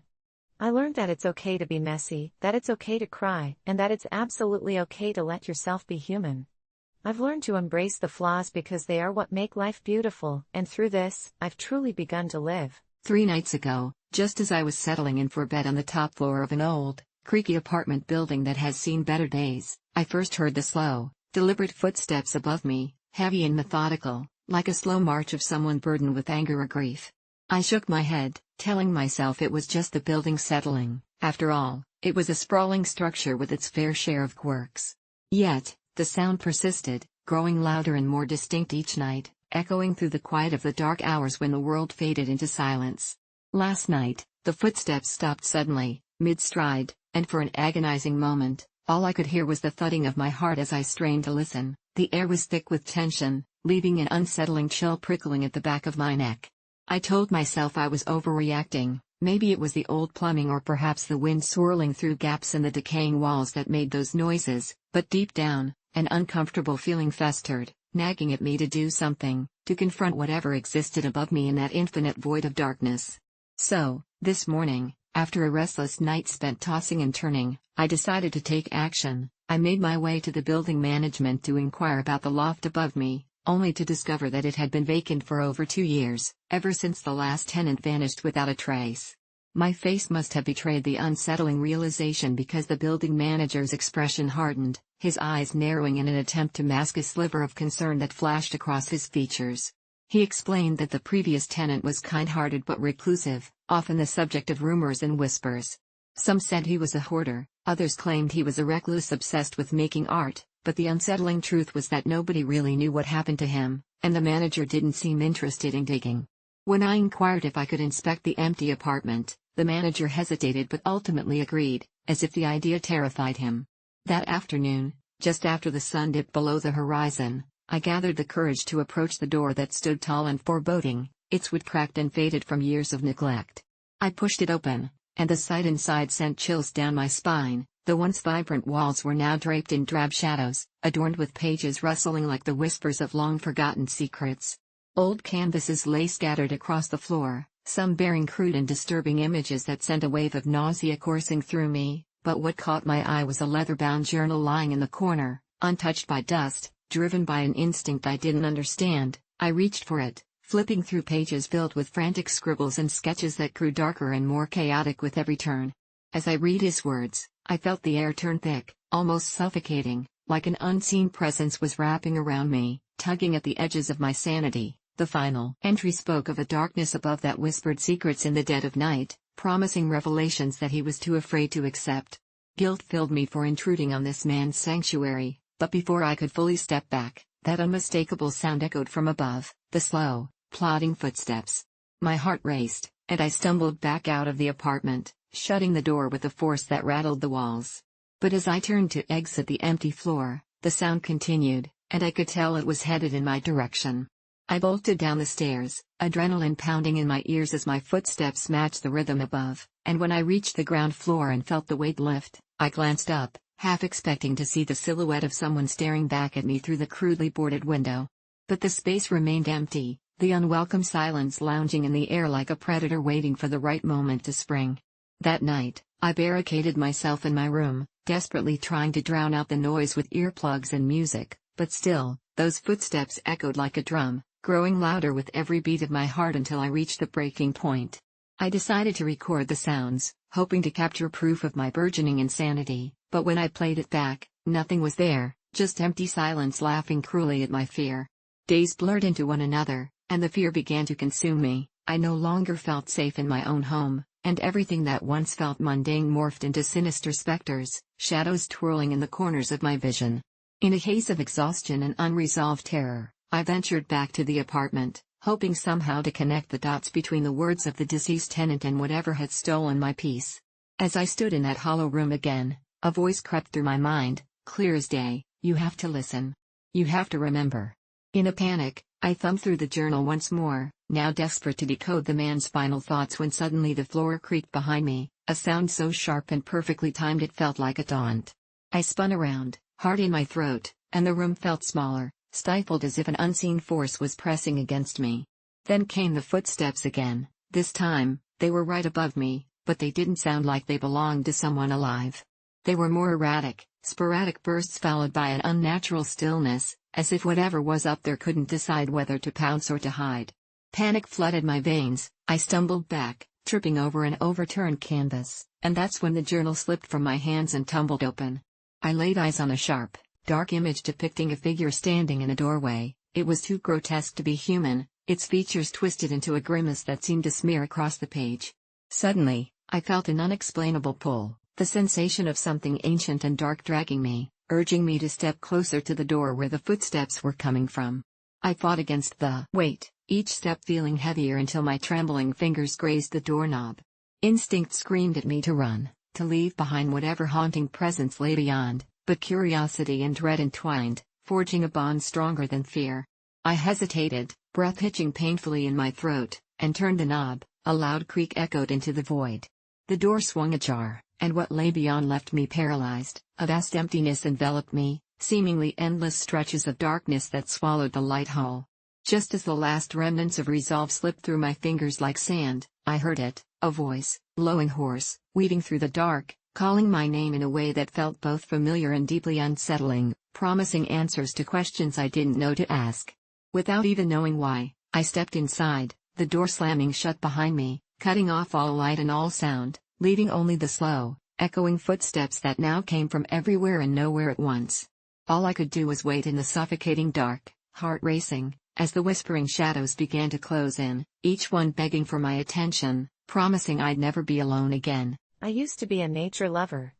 I spent my childhood frolicking in fields, climbing trees, and basking in the beauty of the great outdoors. Those tranquil days faded as I grew up.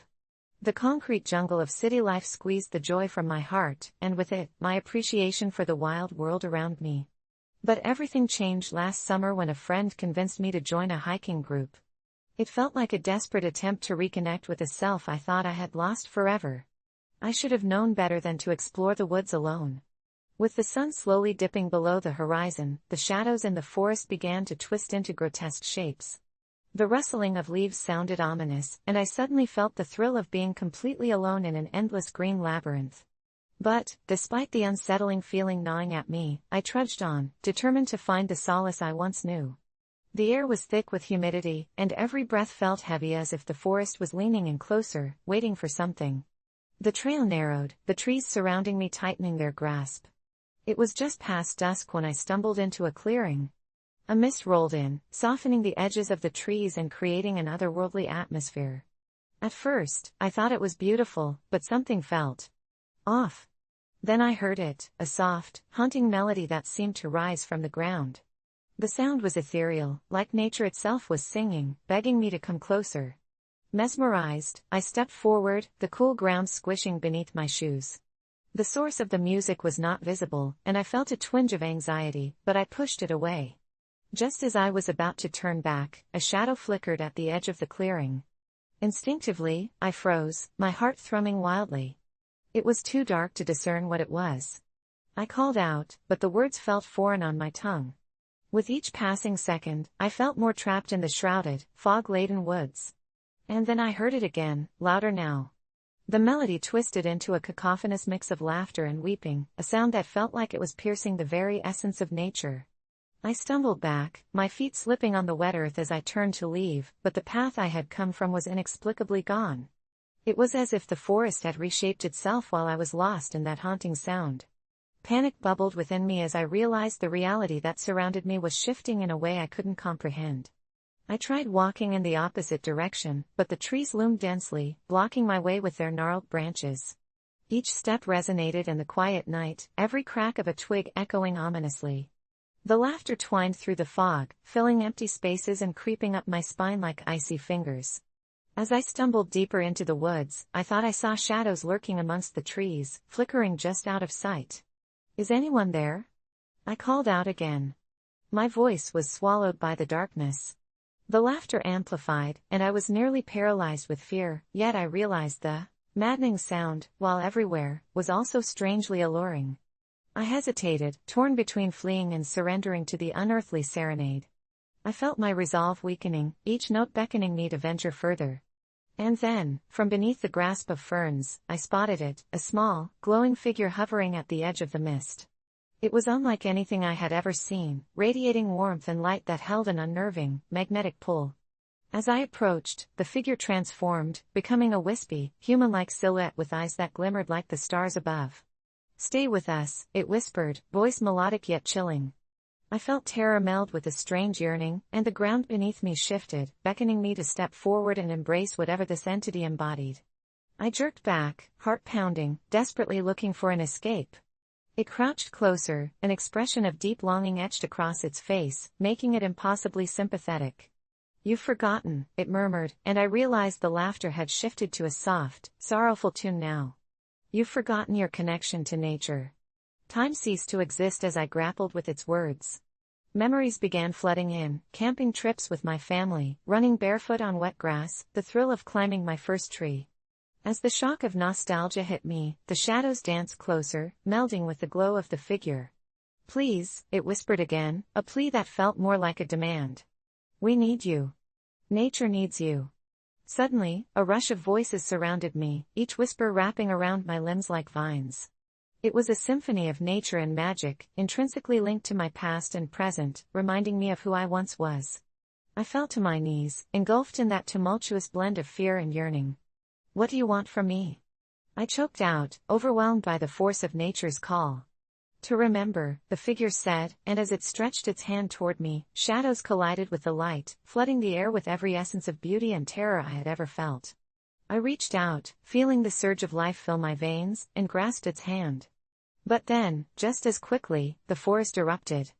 A whirlwind of light and shadow burst around me, the laughter transforming into cries of anguish. I felt torn between two worlds, the vibrant life I had ignored and the haunting, skeletal grip of the encroaching darkness. "No," I shouted, and as I withdrew my hand, the shadows clawed at me, stifling that fading connection, pulling every piece of me back to their depths. My heart pounded as I ran, instinct overpowering thought as I plunged through the chaos. I sprinted with sheer desperation, branches clawing at my skin, the trees seeming to shift in and out of focus. I didn't stop until I burst out of the woods, gasping for breath, collapsing onto the gravel path of the nearby road. Behind me, the forest stood like a dark sentinel, a silent guardian bearing witness to my fear. Shaking and terrified, I lay there, my mind swirling in disbelief. The laughter, the whispers, the compelling pull, all of it seemed so vivid. I could still hear the last phrase echoing in my mind, "You've forgotten your connection to nature." As I waited for help by the roadside, I vowed never to forget again. I returned home that night with a deep newfound appreciation for nature, its undeniable beauty and its dark mysteries. No longer was I just a city dweller. I understood that in forgetting nature, I had lost a piece of myself. While I never returned to that exact clearing, I found myself hiking more, exploring deeper, engaging with the wild world around me, making peace with its secrets. But sometimes, just sometimes, I still hear the whispers in the wind, calling me to remember. I can't shake the feeling that nature is still watching, waiting for me to truly journey back. I hope that next time, I'll know better than to let go. I found an old photograph of my family while cleaning out the attic last summer, tucked away between dusty boxes of forgotten memories and childhood remnants, and at first, it seemed like any other image of my smiling relatives, my parents, my sister, and me on a camping trip from years ago, our faces illuminated by the golden sunshine filtering through the trees. But then my heart stopped as I noticed a shadowy figure lurking at the edge of the frame, half obscured by the thick foliage, someone who hadn't been there when I first posed for the photo. They were out of focus, their features indistinct, but what chilled me to the bone was the way they seemed to be looking directly at the camera, a malevolent grin stretching across their face that didn't belong in a family memory, and I could feel that all too familiar sense of dread creeping into my thoughts, the kind that settled in the pit of your stomach when you realize something is horribly wrong. I turned the photo over in my hands, hoping to find a date scrawled on the back that would offer some explanation, but there was nothing, just a blank canvas of fading paper that felt eerily cold to the touch, and as I stared at that unsettling figure, I couldn't shake the feeling I had seen them before. Despite the bizarre bonfire of fear igniting my spine like an electric jolt, I decided it was just a prank or a joke made at the time by a family friend, the kind of thing that kids would do. So I thought little of it until that night when I woke up to the sound of rustling outside my window, the moonlight spilling into my dark room like a silver tide, and as I leaned up on my elbows, I saw a shadow cross in front of the glass. My heart raced as my mind filled with the possibilities. You know, you never expect the worst until you're staring it right in the face, and I crept toward the window, gripping the cool metal of the frame with clammy fingers, and looked outside, but nothing was there anymore, just the rustling leaves against the cold wind, and I tried to convince myself that it was all in my head, that the figure in the photo and the shadow outside my window were just coincidences woven from my imagination, yet I couldn't sleep. Paranoia gripped me tighter than the covers I cocooned myself in. The days passed, and I started seeing the figure everywhere, in reflections of windows, in the corner of my eye on walks to school, and in the periphery of my dreams, each sighting more vivid and taunting than the last, until I noticed their grin hardly faded in my mind.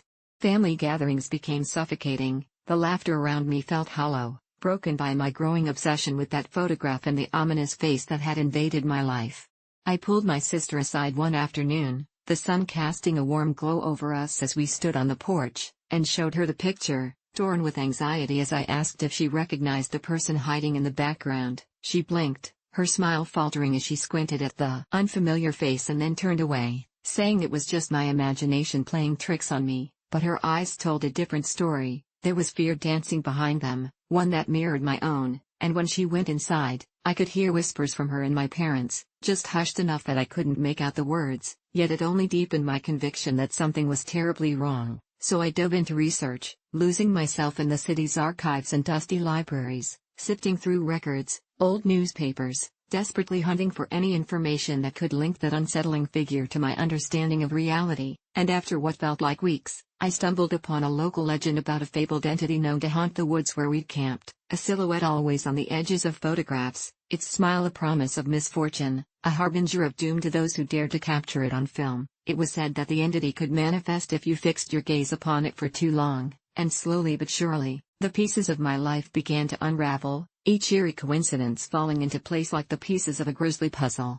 I took the photo out again, and as I lost myself in its details, the chilling realization rose within me, a sickening twist of fate. My family had not only posed for that photo, they had become ensnared in its darkness, their innocence claimed by something sinister that had latched onto me, intertwining our fates in a web of despair I couldn't escape. My sister started speaking in her sleep, whispers about never seeing the light of day again, while my parents grew distant, their smiles replaced with the uncertainty of terror. One night I gathered the family, the atmosphere thick with dread as we discussed the photograph, my heart thundering as I recounted the tales I had found, the folklore that seemed to taunt us, and that is when my sister broke down, tears spilling down her cheeks as she revealed that she had been dreaming about the entity. She spoke of it watching us, a cold presence looming ever closer. She would wake in a cold sweat, feeling the entity's breath on the back of her neck and knew it was coming for us, and that night, everything changed. It was as if the darkness had solidified around us, wrapping us in its suffocating embrace. I went to bed that same night, suffocated by an overwhelming sense of dread, but before sleep claimed me, my eyes fell on the photo one last time, the figure glaring chillingly back at me, the grin somehow wider, as if it were mocking our plight, taunting me for ever thinking I could escape. But sleep took me, and I slipped into a dream so vivid, I could feel its icy grip. I stood in the woods from the photograph, shadows creeping around me, and in front of me stood the entity. The outline was clearer now, its grin stretched impossibly wide, its eyes like voids, devoid of any warmth or sympathy, and I felt myself drawn closer, losing bits of my identity, my reality fading as it beckoned me forward. When I opened my eyes, I was in my room, but everything felt wrong. The silence was suffocating, heavier than my deepest nightmares, and my family was gone. The house felt empty, devoid of laughter or the usual noise of life. I ran through every room, searching for them, but there were only remnants of them left behind, their belongings untouched yet all inexplicably absent. And then I looked back at the photograph resting on my desk, the figure now the only constant in a world that felt so achingly hollow, and their grin was impossibly wide, looking straight at me, as if congratulating me for joining their twilight dream. And as I sank to my knees, a message seemed to whisper in the very air around me, echoing through the halls of my mind, "You shouldn't have looked, and now you're ours." It was a cold autumn afternoon when I stumbled across an old cookbook in the back of my grandmother's attic. Dust swirled in the slanting sunlight as I gently opened its worn pages, revealing recipes that had long been forgotten, scrawled in a shaky yet elegant handwriting. I had never been particularly fond of cooking. I viewed it as a tedious necessity, always opting for takeout or microwave meals instead. Yet something about this cookbook pulled at me, whispering promises of warmth and comfort. Little did I know, it would lead me down a dark and twisted path I never saw coming. The challenge began innocently enough, a quirky competition my friends and I had concocted over drinks one night. Each participant needed to prepare one dish from the cookbook every week for a month, and the winner would claim a prize. The loser would have to perform their most embarrassing karaoke song in front of the group. Fueled by some bizarre mix of pride and competitiveness, I tossed myself into the challenge. My first attempt was a classic lasagna, complete with homemade sauce, a daunting task for someone like me. The kitchen soon resembled a war zone, ingredients strewn about like casualties. I chopped parsley with shaky hands, anxious that I was butchered it more than finely dicing. Once it was in the oven, I hovered anxiously, praying my culinary rookie mistakes wouldn't end in disaster. To my shock, the lasagna turned out not just edible but genuinely delicious. Cheers erupted around the table when I presented it, and you could almost feel my self-esteem skyrocket. The thrill of cooking had begun to spark within me. Week after week, I tackled new recipes, and what was once a daunting chore became a source of excitement. I made aromatic curries and reinvented desserts that sang with flavor. My friends were impressed, and so was I. But one evening, as I overturned the last slice of a rich chocolate tart onto a platter, the house was filled with a strange, unfamiliar silence. The air felt charged, electric. It was as if the cookbook was whispering to me, urging me to go further, to dive deeper into the realm of culinary creation. I was now lost in the prospect of mastering complex dishes, French soufflés, intricate pastries, you name it. I had become obsessed. I started spending every free moment in the kitchen, experimenting beyond the constraints of our silly challenge. One night, as I was rummaging through the cookbook, a peculiar recipe caught my eye, the Heart of Darkness stew. The name was ominous, accompanied by a disclaimer that warned, for experienced cooks only. Heart pounding with a rush of adrenaline, I decided it was time to test my skills, to prove that I had truly become a master in my own right. The ingredients listed were strange and rare, but I was determined. I trekked across town to collect all the exotic spices and unusual meats. The locals eyed me suspiciously as I grabbed various components, whispering among themselves. I ignored the strange looks, my excitement outweighed their judgments. But once I started cooking, everything felt almost different. The kitchen grew unnaturally dark, shadows flitting across the walls, whispering secrets that made my skin prickle. As I mixed the rich broth, strange visions swirled in my mind, glimpses of culinary masterpieces forming before my eyes, but also fleeting images that sent chills down my spine like a foreboding warning. I pushed those thoughts aside as the boiling pot bubbled, a rich aroma enveloping the air, its depth drawing me in as if it were alive. Ignoring the darker parts of my mind, I poured my heart and soul into this stew, every ounce of passion feeding the pot as it transformed into something mesmerizing. That night, I served the stew to my friends, their eyes darting between the deep, shimmering liquid and me, silently questioning if I had truly mastered the art of cooking or tapped into something far more sinister. As the first spoonful sent them drifting into a trance-like state of bliss, they marveled at the flavor, but their eyes hinted at something deeper, an unspeakable fear. They begged for more, craving the strange dish, and for the first time, I noticed that they no longer appeared as my friends but as something else, hungry, desperate creatures drawn in by something at once magnetic and menacing. Days passed, and our weekly gatherings morphed into fervent rituals where we would ceremoniously indulge in Heart of Darkness stew. We were becoming addicted. Laughter that once echoed in my home turned to sinister whispers around the table, shadows stretched across the walls as disbelief morphed into an overwhelming hunger. The cookbook haunted my dreams, night after night, more recipes emerging from the pages, calling me forth. I became consumed with wanting to create more, each dish rousing deeper cravings from my friends until the lines blurred completely. Then, one night, I discovered a blank page in the cookbook. It felt eerie, a void amidst the rich tapestry of familiar recipes, as if it were a promise of something new. I couldn't resist, my hand moved to jot down a mysterious concoction that burst forth from my obsessions. A devious laugh escaped my lips as I wrote, cementing my transformation from a culinary novice to something inexplicable. But when I presented my latest creation, a terrifying concoction dark as midnight, everything changed. As my friends took their first bites, their faces contorted, not in joy but stark horror. They collapsed to the floor, clawing at their throats as if the very essence of my dish had ensnared them, pulling them into an inescapable void of despair. Panicked, I dropped the serving spoon, realizing I had strayed too far off the path. The cookbook lay open before me, and the remaining pages appeared blank once more, as if it were a sentient being, waiting for me to write my final offering. I fled from the kitchen in terror, my heart racing as the shadows chased me, the whispers bolstered into screams. I couldn't shake the feeling that I had discovered something that should have stayed hidden, that not all joy born in the kitchen comes from sharing food or moments of laughter, but some arise from dark places, consuming everything in their wake.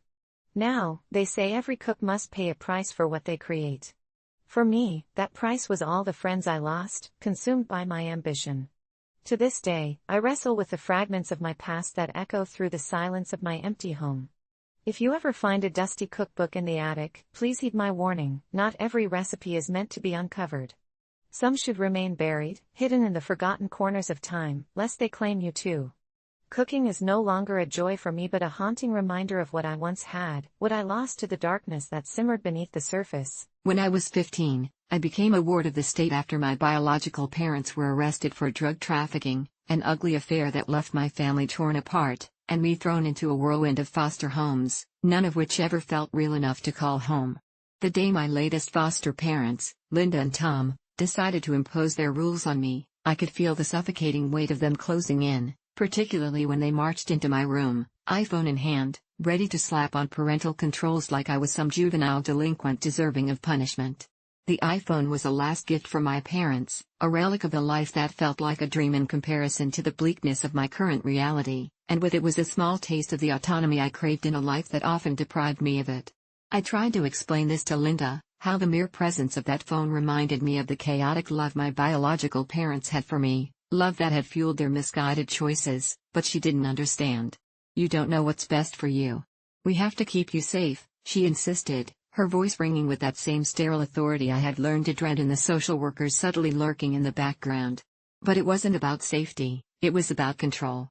Time and time again, the adults around me had snatched my sense of agency until I felt like a puppet on strings, and I refused to let them do that again. It's my phone, my freedom, I retorted, the blood swelling to my cheeks as I fought back tears, but that only made them tighten their grip on my life. The next day, they installed the controls anyway, but the moment they turned their backs, I hacked into the settings like I was some kind of tech prodigy flipping switches in a clandestine bunker. The thrill of reclaiming that piece of my life was intoxicating, each button click a small act of rebellion, but I knew it was only a matter of time until they caught me. For weeks, I dodged my ways around their snooping, spending hours late at night swiping through old photos my biological parents had saved on the cloud, snapshots of summers spent at the beach, where laughter mixed with the salty sea breeze, and I could almost hear my mother's voice calling me to help her build sandcastles. I swore I could feel them watching over me, ghostly silhouettes cast by my memories, reminding me that even in their absence, they cherished who I was. But brutal reality has a way of breaking through fantasy. Soon, my foster parents started noticing strange text messages and late-night app usage that did not sit right with their overly watchful eyes. I was cornered when they caught me one evening, my iPhone aglow in the dark, displaying photos of my past I felt were only alive in my dreams. Linda stormed into my room, eyes flaring with rage, and snatched the phone from my hands with a fierceness that sent a shudder through me. "We're doing this for your own good," she spat, but I knew this was about more than good intentions. It was about her not wanting to be challenged, about my independence wrecking the facade they had crafted to convince themselves they were good parents.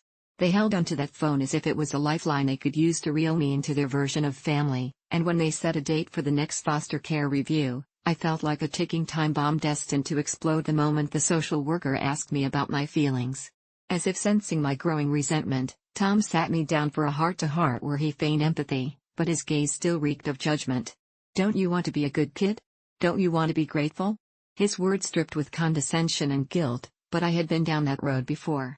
It was an emotional minefield, and the more I searched for a way out, the more trapped I became. The night of the review arrived, and as I sat in front of the social worker, an overly cautious woman with a clipboard, I took a deep breath, clutched my phone like it was the last vestige of the family I once knew, and laid bare everything that had been gathering in my chest for months. I told her all about Linda and Tom's suffocating rules, about the phone and the hold it had over my sense of self, even about the photos I had managed to resurrect, but when I looked up, their faces contorted with disbelief. The social worker merely jotted down my words, her expression unreadable, while Linda narrowed her eyes, loudly huffing as she leaned against the wall, arms crossed defiantly as if she was ready to scold a recalcitrant child. I suddenly felt small, shrunk to an insignificant speck under the weight of unyielding eyes. "This isn't how this works," I heard Linda hiss, but her words became muffled like distant highway sounds. The social worker left the room with my complaint and returned later, her face uncomfortably unresolved, and before I knew it, she was telling Linda and Tom it was best they rethink their parenting approach. I could see my foster parents narrowing into themselves, turning into shadows of the future that waited for me, and for a mere moment, I felt powerful. Little did I realize how quickly that power would slip away. Not long after, the social worker announced I would be assigned to a new foster family, and that's when it happened. Linda, fueled by an unbearable rage, cornered me in my soon-to-be empty room. "If you think you'll just run away from this, you're dead wrong," she whispered, her breath smelling of betrayal and something lethal, and in that moment, I felt the dark chasm of her fury swallowing me whole. I tried to stand my ground, to challenge her, but she reached for my phone, flinging it against the wall like a child throwing a tantrum, and I gasped as the cracks spiderwebbed across the screen, a brutal reminder of the fragility of my past, and my sanity. When Linda told me I'd never escape her, I didn't realize it was just a warning, one that would echo throughout the months to come as my world spiraled deeper into chaos. In the horrors of my new home, an even colder structure where the echoes of laughter were replaced by the clang of metal and the sounds of striping doors locking shut, I could still feel the shadows of my biological parents, their love suffocating me even as I sought freedom. Every call came with blood-chilling reminders, as if my biological parents were still watching over me, adding levels of torment I couldn't bear. Each night, I'd lie awake, staring at the dark ceiling of my new room, wondering what I had done wrong, replaying the moments when I dared to reclaim my autonomy, and ultimately, ensuring that I became a consequence of my own rebellion. The nightmares blurred the lines between reality and phantom memories of a family I wished were still alive, of laughter that shadowed me like a melody I could never forget, a haunting echo that would change the very definition of who I was. Now, 2 years later, I often find myself hunched over a laptop, desperately typing to whoever might listen, the words a patchwork quilt of my pain, the horrors of foster care leaving scars that would never heal, and I'm left wondering, Ida, for refusing to let Linda and Tom control that one sliver of my life when I knew what it would cost me. I tried to convince myself it wasn't worth the loss, but maybe it was never really about the phone, maybe it was all about holding onto the fragile threads of my existence as I stitched together the remembrance of a family that was always meant to love me, just to find that in the mirrored realm of dreams, I still paid the price. It all began innocently enough. My little sister, Lily, had always been a restless sleeper, punctuating her dreams with soft whimpers and the occasional giggle, but when she started to sleepwalk, the family shrugged it off as a harmless phase, laughing softly at the sight of her wandering around the house clad in her unicorn pajamas, her hair a tousled mess. We'd coax her back to bed, ignoring the way her eyes would flutter open momentarily, clouded with a vacant stare that seemed to apologize for her nightly escapades. But then, one particularly stormy night, I woke up to the sound of foreign words spilling from her lips, lilting and almost melodic, as though she was recounting a cherished memory buried deep within her mind. I listened from my doorway, heart pounding, the shadows in the hallway pulsating with an energy I couldn't quite explain. At first, I thought she was merely reenacting a scene from one of the fairy tales I'd read her, but when I heard the same phrase repeating over and over, accompanied by odd gestures, her hands mimicking the act of casting some invisible spell, I felt a cold sweat trickle down my spine. I shook my parents awake, but by the time they joined me, sweaty and bleary-eyed, Lily was back under her covers, as if nothing had happened. They weren't convinced, telling me to leave her be. Sleepwalking was common in children, they said, and I needed to stop worrying so much. But the next week, it escalated. I awoke again to find her at the foot of my bed, whispering those same incomprehensible words, and the way the moonlight caught her silhouette made her look almost ethereal, her small form swallowed by darkness, the intent behind her murmur sending ice through my veins. Trying to shake off the fear, I gently nudged her shoulder, but she reacted as if I was a specter, her eyes widening in horror before darting past me into the hallway, stumbling like a hapless marionette, her limbs awkward and jerky as she recited her strange incantation. My heart raced as I chased her, calling her name, but she seemed entranced, moving toward the back door. That's when I noticed something that made my throat tighten. A faint glow began to seep from the cracks of the doorframe, an otherworldly shimmer that danced in rhythm with her words. Before I could grab her, She slipped outside into the cool night air, leaving me paralyzed with panic, the shadows thickening around me as I followed.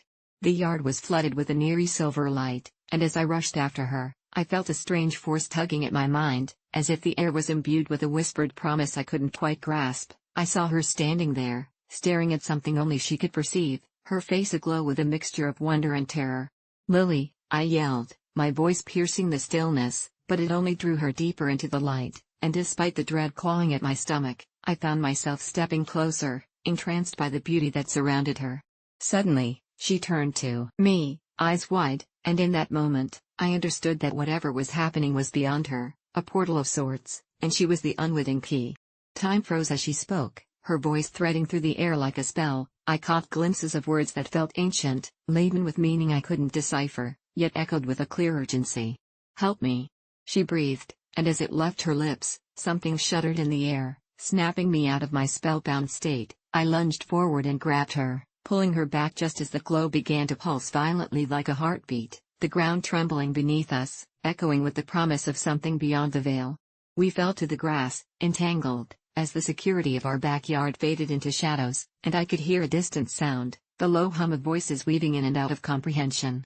"You have to wake up, Lily," I screamed, shaking her shoulders as the glow flickered like a candle fighting against the wind. With a startled gasp, she blinked, returning to her senses, but when I looked around, our familiar yard felt unfamiliar, the air thick with a palpable tension. The warm summer breeze had turned into an icy grip around my throat. The glow began to dissipate, leaving only the sensation of dread pooling in my stomach, but whatever had been there moments before vanished with it, leaving an unsettling calm in its wake. We crawled back toward the house in silence, and that night the words lingered in my thoughts, wrapping around my mind like an insidious vine. Days turned into weeks, and while Lily continued to sleepwalk, her episodes morphed into moments of eerie reenactment. She would wake up sobbing, claiming she was trying to answer a calling, her language becoming more frantic and urgent with each occurrence. I began to research, frantically poring over books about sleep disorders and folklore, discovering references to the ancient ability to communicate with realms unknown through dreams. A harrowing revelation struck me: what if she was being drawn to something that wanted to take her away? As paranoia seeped into every corner of my mind, I set up cameras to monitor her sleepwalking, hoping to expose the enigma behind her words, and each morning I reviewed the footage, the pit in my stomach growing deeper at the footage of her wandering howling in a language that unsettled even the bravest of spirits, each episode mirroring ancient rituals. One night, I caught her in the act, a ghastly specter materializing behind her, its form shifting and reminding me of blurs in my peripheral vision that haunted me in dreams. The sight was both tragic and chilling as I realized, in horror, that the entity was feeding off her energy, its claws almost teasing her, and I plunged into a terrifying realization: I had to intervene before it took my sister completely. I concocted a plan to wake her up by using the very language she spoke. Each night, I chanted softly the snippets I could glean from my research, slipping into her dreams like a trespasser. On the fifth night, the atmosphere turned heavy, an ominous chill enveloping the room, and when I felt her shift beside me, I clenched my fists and called her name in that forgotten tongue, racing against the clock as the shadows converged, thickening with desperation. To my shock, I saw her body arch as if something pulled her, and then she sat bolt upright in bed, eyes wide and filled with fear. "You shouldn't have said that," she gasped, and I could hardly breathe as darkness swirled around us like a tempest. "What are they?"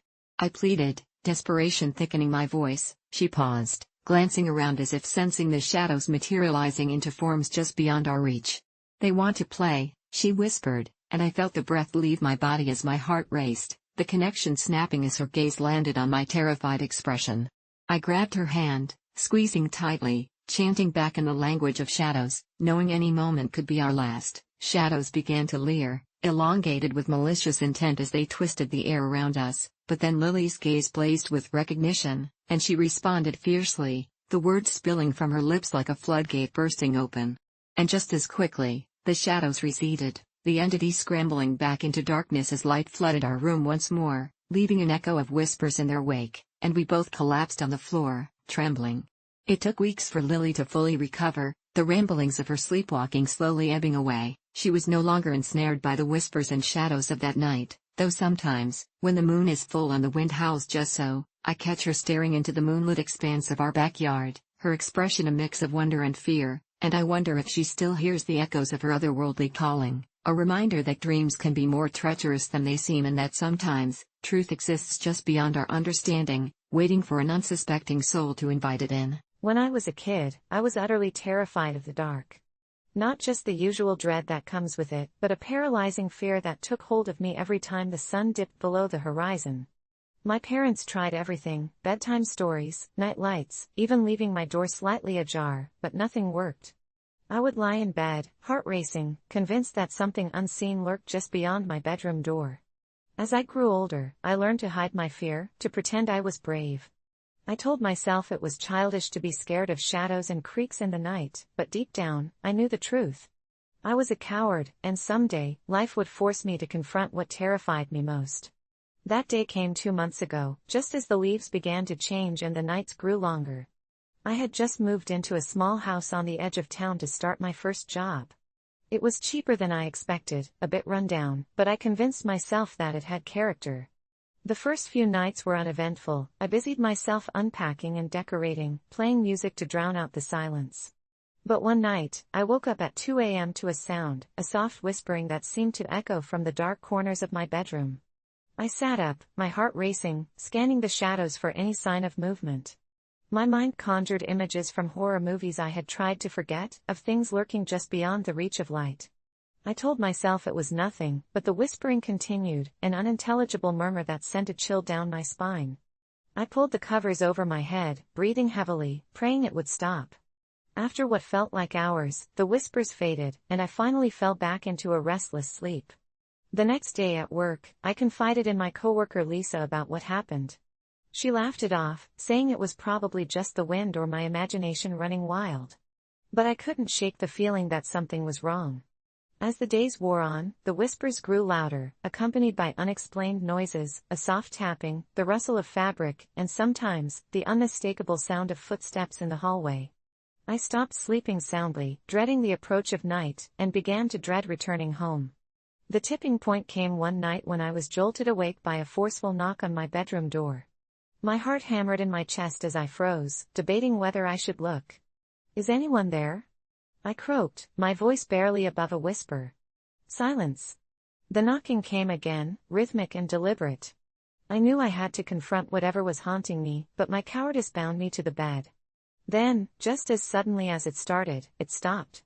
The tension lingered in the air long after the noise ceased. I made a plan to face my fear the following night. I scoured online forums, reading about ways to dispel darkness, techniques to confront fears. I figured if I confronted whatever was haunting me, I could finally reclaim my peace.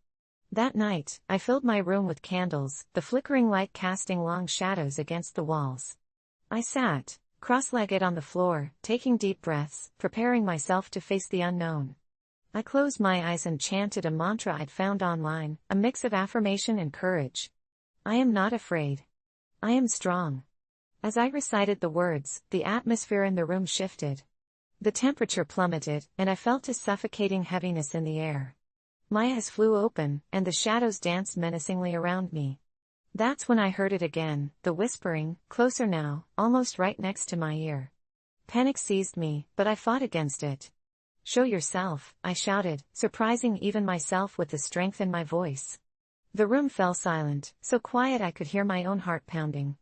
And then, all at once, the shadows coalesced into a figure, a dark silhouette, indistinct but undeniably there. It loomed in the corner, still as a statue, and for the first time, I felt a surge of anger instead of fear. "What do you want?" I demanded, my hands clenched into fists. The figure began to dissolve, its edges blurring like smoke in the wind.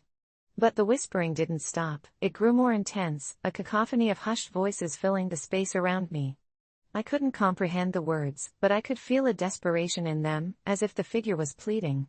"Why are you doing this?" I yelled, my voice trembling. A single tear escaped the corner of my eye, and I could sense a shift, a flicker of remorse in the entity's presence. Suddenly, the atmosphere changed again, warming as the whispers softened into a single, coherent word: "Help." It crashed over me like a wave of realization. This thing, this figure, wasn't here to haunt me, it sought help. "What do you need?" I asked, voice steadier now, the anger giving way to empathy. It stepped closer, the shadows retracting, and I felt a wave of sadness wash over me. I realized it was trapped here, bound to my home. My fear had kept it confined. My heart broke as I understood. I had spent so long pushing it away, fearing it instead of recognizing its pain. I lowered my defenses and took a breath, inviting it in. You're not alone. You can share your story. The figure turned, revealing a face that flickered in and out of focus. Its features were sorrowful, eyes reflecting the loss and pain of a life once lived. Little by little, as I allowed it into my heart, the shadows receded, and the room filled with warmth. I could hear its faint whispers now, sharing tales of loneliness and longing, a life unfinished.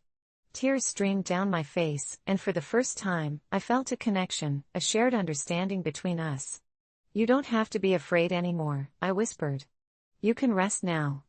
In that moment, I knew I had faced my greatest fear.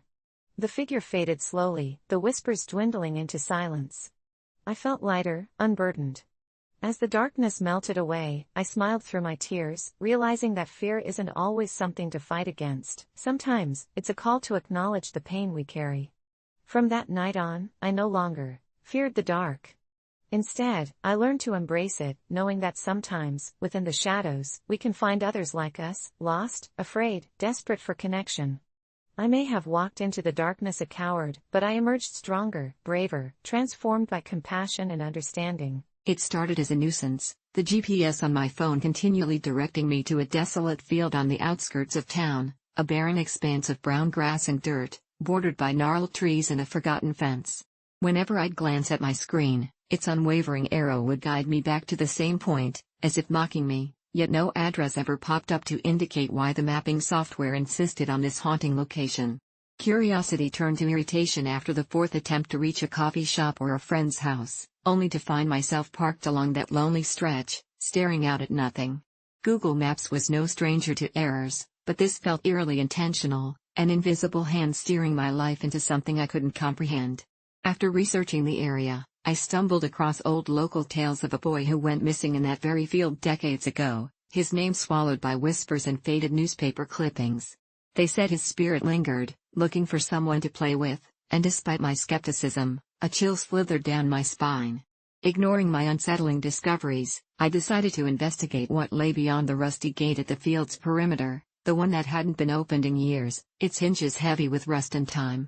Armed with a flashlight and the creeping sensation of being observed, I pushed the gate open with a reluctant creak and stepped through the threshold, crossing into the unkempt grass that swayed under the gentle breeze, almost beckoning me deeper. Each step made the weight of history pressing down on me more acute, as if the land itself was alive with a desperate longing, and I felt compelled to move further, drawn by something I couldn't explain. Out of nowhere, my phone buzzed violently, the screen illuminating the shadowy dusk with a glaring brightness, and I nearly dropped it when I saw my GPS had reset, now pointing not just to the empty field, no, it was directing me into the very center of it, a pulsating arrow that seemed to throb with a life of its own. Anxiety gnawed at me as I followed the direction despite a voice inside telling me to turn back. I inched forward, my heart racing, until I reached a small mound covered in weeds, only now realizing the ground seemed oddly unsettled, as if a recent disturbance had taken place. As I knelt to inspect closer, memories, hazy flashes of the past, started to pull at my mind, images of a younger me, laughing and running, only to fall down and tumble in an ethereal haze, and suddenly the air turned stifling, and every instinct screamed for me to leave. That's when I noticed the twisted roots emerging from the earth like fingers, curling around my shoes, drawing me closer to the dark mystery hidden beneath the soil. I could feel my pulse throbbing in my throat as I tried to pull away, but it was like the ground began to quake, and from its depths, I heard a whisper, soft at first, like children giggling just out of sight. "Come play with us," it beckoned, and before I knew it, my head was spinning, and those giggles became a cacophony, enveloping my mind in a foggy daze. The thought of the boy's spirit flashed back, and suddenly, it made sense. He was the lure, the reason the GPS led me here, using the echoes of laughter to pull others into his game. Panic surged as I yanked at my feet, feeling the grasp of earth like a vice, and in my frenzy, I caught a glimpse of something shifting beneath the grass. A small, dirt-covered hand, tiny and fragile, reaching up toward me, and in that moment everything shattered. I didn't want to unearth his secret. Desperate, I tore myself away and stumbled back, the sudden pull letting me free, and I ran, Heedless of the direction, my heart thrumming like a war drum, the field a blur of colors around me. My phone was a lifeline, a beacon that promised safety as I reached for it, praying the GPS would lock onto a signal far away from that accursed field, but it froze, still fixated on the spot I had fled from, the arrow pulsating ominously. I didn't stop running. By some small miracle, I found my car and I threw open the door, slamming it shut behind me, wishing desperately I could erase everything that had happened. I thought my escape was imminent, but as I turned the key in the ignition, a sinister chuckle filled the cab, echoing as I realized my phone had downloaded something new. It displayed an ominous message, a child's handwriting scribbled across the screen: "You can't leave us. Come back to play." To this day, my phone leads me back to that field every time I turn it on, each time draining me of choice. I lock it away, but even nightfall doesn't clip the connection. Sometimes, I hear giggles wafting through my open window, sometimes the backyard resonates with soft whispers, and sometimes, just sometimes, my phone lights up, forgetting that I ever tried to escape, begging to take me home, but there is only one arrow, spinning like a cursed compass, pointing me back to the empty field where the past waits, eager to reclaim me. When I first heard about the little food truck on the corner of Maple and Fifth, I didn't think much of it. Just another trendy spot hawking gourmet tacos and artisanal smoothies, right? I had been living in this city for years and had seen plenty of food trucks come and go. Yet, something tugged at my heart, a deep-seated curiosity that screamed at me to check it out. The thing was, I wasn't exactly the adventurous type when it came to food. My culinary repertoire consisted mainly of frozen pizzas and whatever I could whip up quickly in the microwave, but this felt different. The owner was this eccentric older woman with hair like cotton candy and a voice that could soothe a storm. Her name was Maribel, and she had this infectious energy, one that drew people in and kept them coming back for more. After chatting with her for a bit, she casually mentioned the dish I had never heard of, Rabas del Mar. She described it as a delicacy from her coastal hometown, a fusion of fried squid and spices, served with a twist of lime and a salsa unique to her family.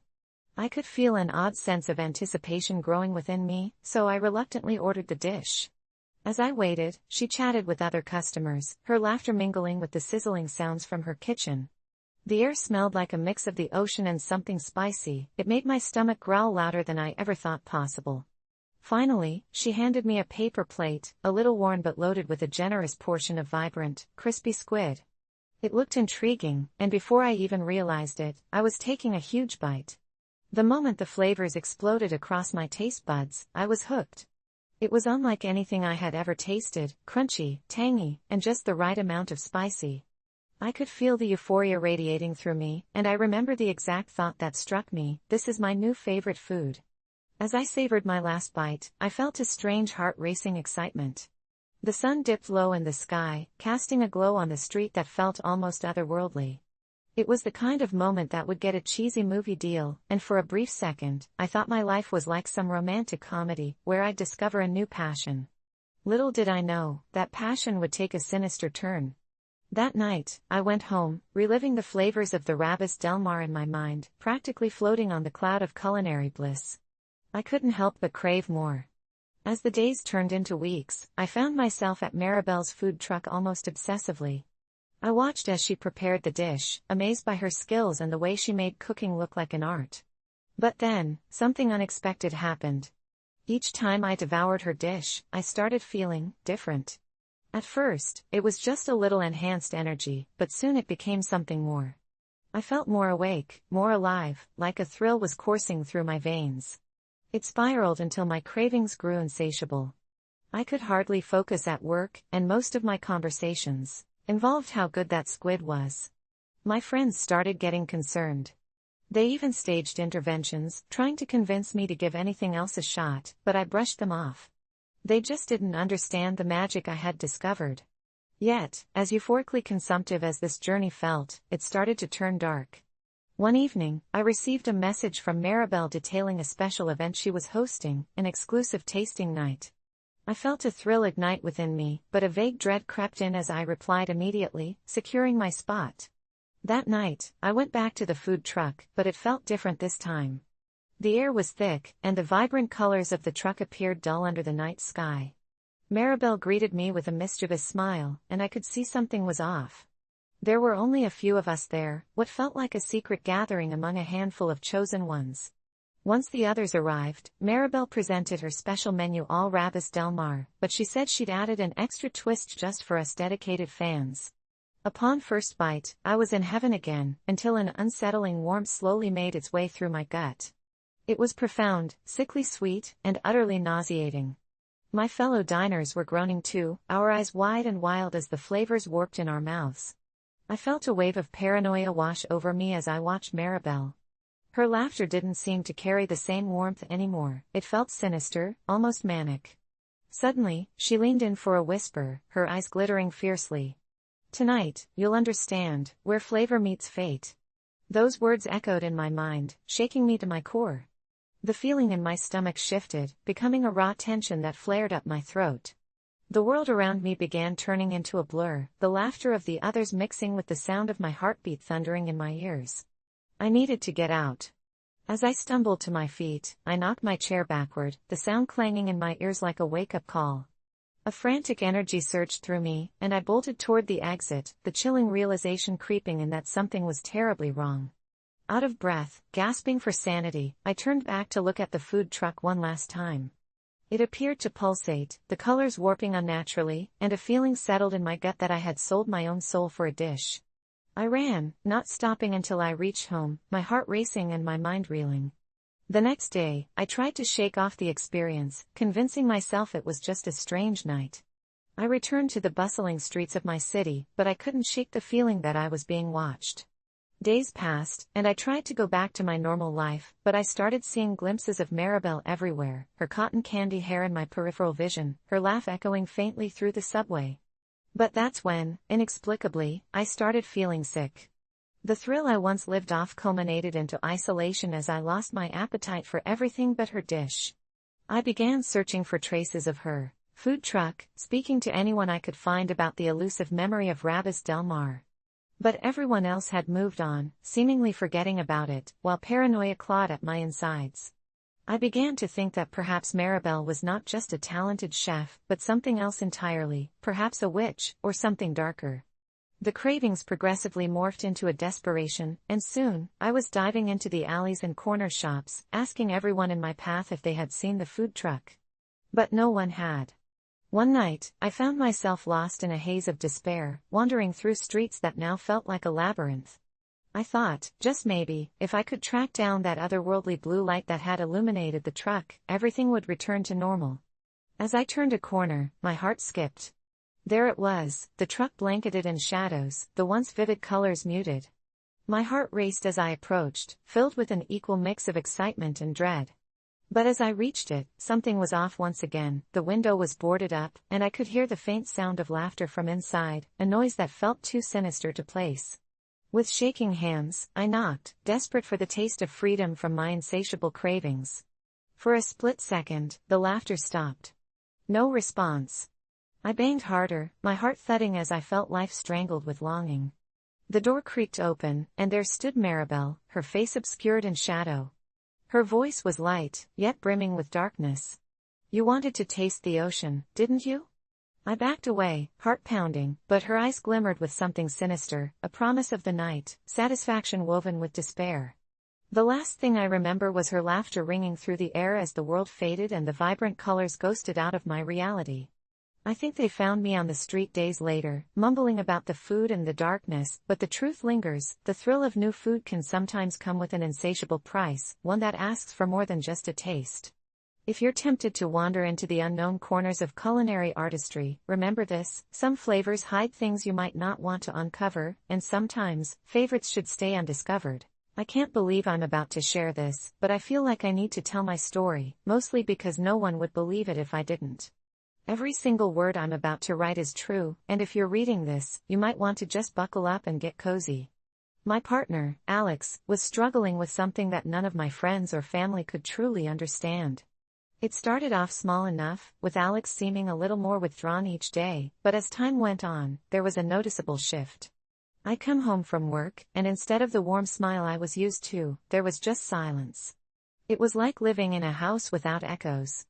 I tried everything I could think of: cozy movie nights, elaborate dinners, and heartfelt conversations about feelings, but nothing seemed to break through the fog of despair that had enveloped them. I did some research, diving into articles about anxiety and depression, trying to arm myself with knowledge. But although I meant well, my attempts always fell flat. It was clear that something deeper and darker was lurking below the surface, something they didn't want to say out loud. Then it happened, one rainy Tuesday evening when all the world seemed dreary and gray. I was cooking dinner when I heard a soft sobbing coming from our bedroom. It was quiet, almost as if the tears were embarrassed to break the still air. I rushed in, and Alex was curled up under the covers, their shoulders shaking. I asked what was wrong, but they just told me to leave them alone. As hard as it was, I respected that, sitting silently on the edge of the bed as they cried. Minutes turned into hours, and finally, they managed to choke out a single sentence: "I can't do this anymore." My heart sank. That sentence felt like a death knell, echoing through my mind. I needed to do something to help them, but what? As I sat there, an idea began to form: what if I tried to bring a little light into the darkness? So the next day, I started a project. I wanted to create a little haven of positivity in our home. I dusted off our old craft supplies, stuff we'd rarely touched since moving in together. I started making a collage, a literal collage, of all the things I knew Alex loved: pictures of their family, memories from our vacations, illustrations of their favorite movies, songs written down that gave them comfort.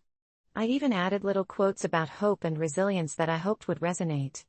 I worked late into the night and even burned my fingers a little while hot gluing everything together, but every moment felt like it was worth it. When I finished, I felt like I had created something truly magical. I took it to their bedroom and gently placed it on the wall opposite the bed. "Alex, come look at this," I said, heart racing. At first, they only glanced at it, eyes still heavy with tears. But slowly, they started to take it in. I watched as their expression transformed from confusion to curiosity, then finally to a fragile smile. They approached the wall like it was a sacred display and traced the edges of the collage with shaking fingers.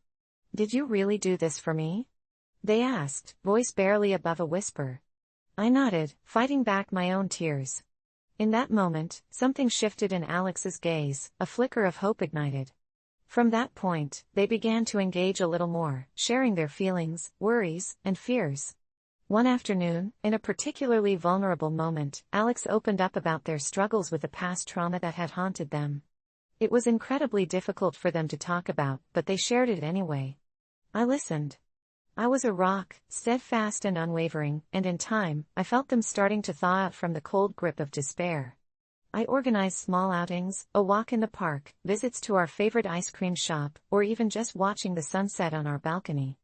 Each little moment became a thread weaving us closer together. One Friday night, we set up our living room for a cozy movie marathon, complete with popcorn and fairy lights draped everywhere. It was fun and lighthearted, just two people enjoying each other's company. But midway through our favorite film, I noticed a change. Alex's eyes grew dark, and they suddenly looked distant. Panic gripped me. I reached over, placing a gentle hand on their arm, and asked them what was wrong. They jerked slightly, and I could see tears welling up again. I thought I had taken 10 steps backward. I didn't know what to do. But then they took a deep breath and opened up about how they sometimes felt guilty for dragging me into their struggles. "I want to be better for you, for us," they said, voice breaking. I didn't know how to respond, so I did the only thing I could. I pulled them into a hug, feeling all of their pain and fear seep into my skin. "You don't have to be better for me," I whispered. "You just have to be you." That night, we sat together, talking until the early hours. I listened, and they shared, and as the hours passed, the heaviness in the air felt a little lighter. It wasn't a cure, but it was progress. We moved slowly, some days were harder than others, but it felt like we were finally making our way through the fog, and I was grateful just to walk that path with them. Just when I thought we were on the right track, something unimaginable happened. A few weeks later, late one night, I heard a strange sound coming from the bathroom. It was a soft whimpering that seeped into my dreams like an unwanted fog.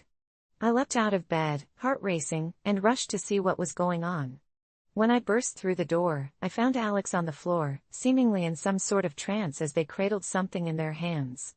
As I got closer, my stomach sank. In their lap lay the remnants of the collage, the beautiful work I had put so much love into, torn apart and scattered. I felt as if the ground had shifted under my feet. "What happened?" I asked, voice shaking. Alex looked up at me, eyes wild and distraught. "I'm so sorry. I didn't mean to. It was just too much, all the memories and pressure." They dropped the pieces, and I could see the regret flooding their features. "I can't do this. I can't handle being happy, it feels wrong. I'm so messed up." The chaos of it all sparked anger inside of me, anger I didn't know I had. But it was quickly subdued by the overwhelming sadness I felt for Alex. I rushed to gather the pieces, frantic, and as I did, an idea struck me, a dangerous one. "Okay," I said softly but firmly, "if it's too much, let's take it apart, piece by piece. We'll revisit those memories, and you can tell me why they're hard for you. It'll be our healing process." Their breath caught. I could see the hesitation in their eyes, but I pressed on. "Let's do it together, and we can build it again, this time, with everything you're feeling, and we'll make it stronger. I'll be here with you." For a long, tense moment, Alex searched my face as if looking for something, answers, hope, or maybe even permission. Then, slowly, they nodded. I dropped everything and sat beside them on the cold bathroom floor. One by one, we peeled back the layers of memories from the collage, each piece sparking a story. Some were poignant, some dark, but every one was woven with threads of truth. It was raw and painful, but it needed to happen.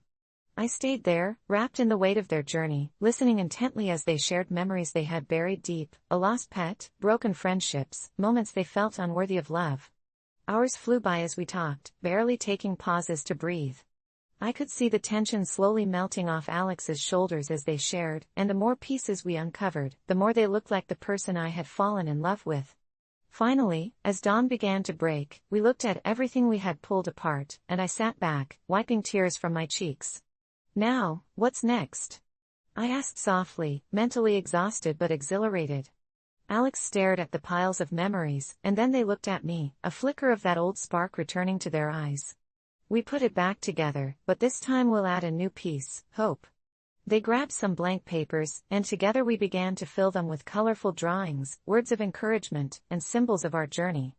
Soon, the collage transformed from a simple collection of memories into a vibrant testament to resilience. Each layer held stories of pain and healing woven into one. By sunup, we had rebuilt it, stronger than it was before, and Alex looked amazed at what we had created.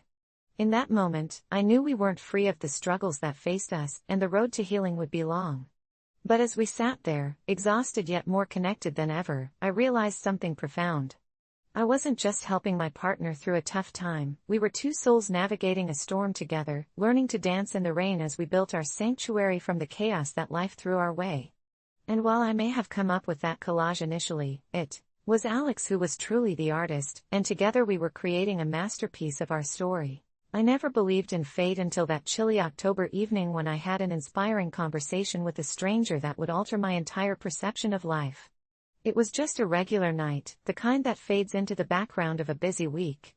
I had settled into my usual routine after work, trudging past the mundane city blocks toward a cramped cafe that had the best coffee but was low on everything else: ambience, seating, and, most importantly, inspiration. As I pushed through the glass door, a burst of warmth enveloped me, briefly easing my weariness. I ordered my coffee, took a seat at a small table near the back, and tried to focus on my phone, scrolling through mundane social media feeds that only deepened my sense of isolation. Looking around, I noticed the usual suspects: a couple in the corner, their heads together as they giggled and whispered, a group of laptop warriors tapping away in silence, and an old man at the front, deep in a newspaper, seemingly oblivious to the rest of the world. I sighed, feeling a swelling nostalgia for the days when human connection came easily. Just as I was about to drown my existential crisis in caffeine, a stranger entered the cafe. He was tall and gaunt, with disheveled gray hair and a black coat that looked as if it hadn't seen a good wash in years. He shuffled to the counter, ordered a cup of herbal tea, and, for reasons entirely unclear to me, he didn't seem unaware of the stares he was drawing. There was something magnetic about him, his presence seeming to disrupt the usual dynamics of the cafe, almost as if he had materialized from a different time, and in a way, I felt drawn to him. I fidgeted in my seat, the silence stretching uncomfortably around me. To my surprise, he walked over to my table, holding his tea with shaking fingers. "Mind if I join you?" he asked, his voice unexpectedly soft, yet tinged with an unmistakable intensity. I nodded, instantly intrigued, curious what depths lay beneath those tired eyes. As he sat down, I couldn't help but notice small things: the scar on his hand, the deep lines marking his face like pages in a well-worn book. "You look like someone who's been searching for something," he said, his gaze steady and unwavering. My heart raced. It was true, I had been searching for a reason to break through my life's monotony. I was a 20-something living in a large city, working a job I didn't love, and spending my evenings wrapped in solitude, trying to find meaning while endlessly scrolling my phone. The conversation quickly deepened. He introduced himself as Harold and spoke of his life in a way that was both raw and poetic. He had traveled to countless countries, taken risks that left indelible marks on his soul, and even experienced love and loss that taught him profound lessons. What struck me the most was how he described these moments, each one laden with meaning, the way he spoke of sunsets on remote beaches as not just gorgeous sights, but as a reminder to appreciate brevity. He recounted a tale of climbing a mountain at dawn, realizing that the grueling climb had forged bonds with strangers that would last a lifetime. I found myself lost in his stories, each one resonating with a part of me that I had buried beneath the routine sameness of my life. "What do you search for?" I asked, suddenly aware that I was still staring directly at him, hungry for more. He paused for a moment, looking out the cafe window at the bustling streets outside filled with people rushing home after long days. "Connection," he said finally, turning his eyes back to mine, "that elusive thread that binds us all." His response hung in the air like a charge. I was captivated, desperate to understand everything he was saying. He spoke of deep connection not just with other people, but with nature, art, and even ourselves. At one point, he leaned closer and added, "You see, we hide from each other. We're terrified to reach out, afraid of rejection, judgment, yet it is in those moments we must take the leap." He challenged me to push beyond the immediate safety of my shell, suggesting I would never truly know what I could achieve until I embraced the vulnerability of forging deeper connections. I had never thought of it that way. I always believed introspection and solitude were paths to understanding myself better. But Harold painted a contrasting vision, that true growth comes from relationships, from moments shared with others, even with strangers like him. As we talked, I felt a tingling sensation of hope. I opened up about my own experiences, sharing my dreams, my fears, and my insecurities. To my surprise, he didn't judge or dismiss my concerns. Instead, he listened intently, his expression unwavering and empathetic. We drifted in and out of topics, from existential musings to the most trivial observations about life, connecting with every sentence, challenging each other's views while forming an unspoken bond. Hours passed as if we had lost control of time. Eventually, the barista began cleaning up, signaling the cafe was about to close. A slight wave of panic washed over me at the thought of losing this connection. I wasn't ready for it to end. "Harold," I said, my voice shaking slightly, "I don't know if I'll ever meet someone like you again." He smiled knowingly, a soft sparkle in his eyes. "You will. But the key is to keep looking and remain open to experiences." As the cafe emptied, he pulled out a small piece of paper and scribbled his email address, handing it to me with a meaningful look. "Reach out, share your journey. I'll be here, ready to listen." It felt like a promise and a challenge all at once. I thanked him, feeling a rush of gratitude for this serendipitous encounter. With a lingering warmth in my heart, I watched as he gripped his cup, standing to leave. Each step toward the exit felt heavy with the weight of unspoken words, yet I knew this wouldn't be the end. Harold turned back one last time, his eyes locking with mine as if sharing an unbreakable bond. "No matter how lost you feel, never forget to seek connection. It's what fuels the soul." And with that, he stepped out into the night, disappearing among the throngs of people. I sat there for a while, still reeling, until the chill of the room shook me from my reverie. I left the cafe, the city streets alive with energy around me, feeling strangely buoyant, even liberated. I couldn't shake the thought swirling inside my mind. I realized I had never truly been alone, but rather guarding myself against the beauty and pain that connections could bring. That encounter transformed my perspective, unlocking a desire to engage with the world. Since that night, I have made it a point to connect with others, striking up conversations with strangers, sharing laughter, and finding warmth in human stories. I often wonder about Harold, if our paths will cross again, or if he's forever wandering, inspiring others as he did me. Regardless, I carry his message in my heart, that in the vast tapestry of humanity, connection is what we all seek, perhaps the greatest adventure of all. I'm a snuff film superstar, but I'm starting to worry about the attention I'm getting, and it all began with a simple video that I filmed on a dare to impress some friends, the laughter echoing in the dimly lit basement, the sound of the camera whirring to life as I sat on the edge of my seat like a coiled spring, ready to perform for their amusement, not knowing this fleeting moment would spiral into something beyond my control.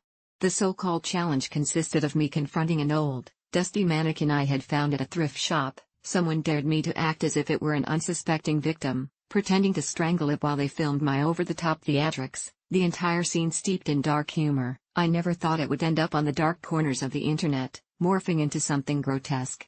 A week later, my phone buzzed incessantly, notifications flooding my screen, and my friends told me it was going viral, but I couldn't understand why because I had only been joking around, though I watched it and felt that unsettling knot in my stomach when the comments turned from playful jokes to sinister praise. People were enamored with my performance, laying claims that my comedic take was too realistic, and amidst all this attention, I started receiving messages from obscure accounts asking if I could do it for real. At first, I dismissed the inquiries as a twisted prank, but a part of me ignited with that dangerous thrill of being desired, wanted for something darker, something that felt intoxicating yet horrifying. Weeks went on, the followers surged as I leapt down this rabbit hole of dangerous fantasies, and to satisfy my craving for attention and thrill, I began filming more elaborate skits. I remained carefully balanced on a tightrope stitched with deception, but as the views skyrocketed, so did the chilling requests, and what I previously thought were harmless jokes morphed into demands for authenticity that gnawed at my sanity. Night after night, I'd receive notes slipped under my door, cryptic scrawls beckoning me closer to the edge, urging me to cross that moral line. They wanted me to capture real fear, real pain, echoing through my mind while I struggled to breathe, suffocating on the weight of their desires.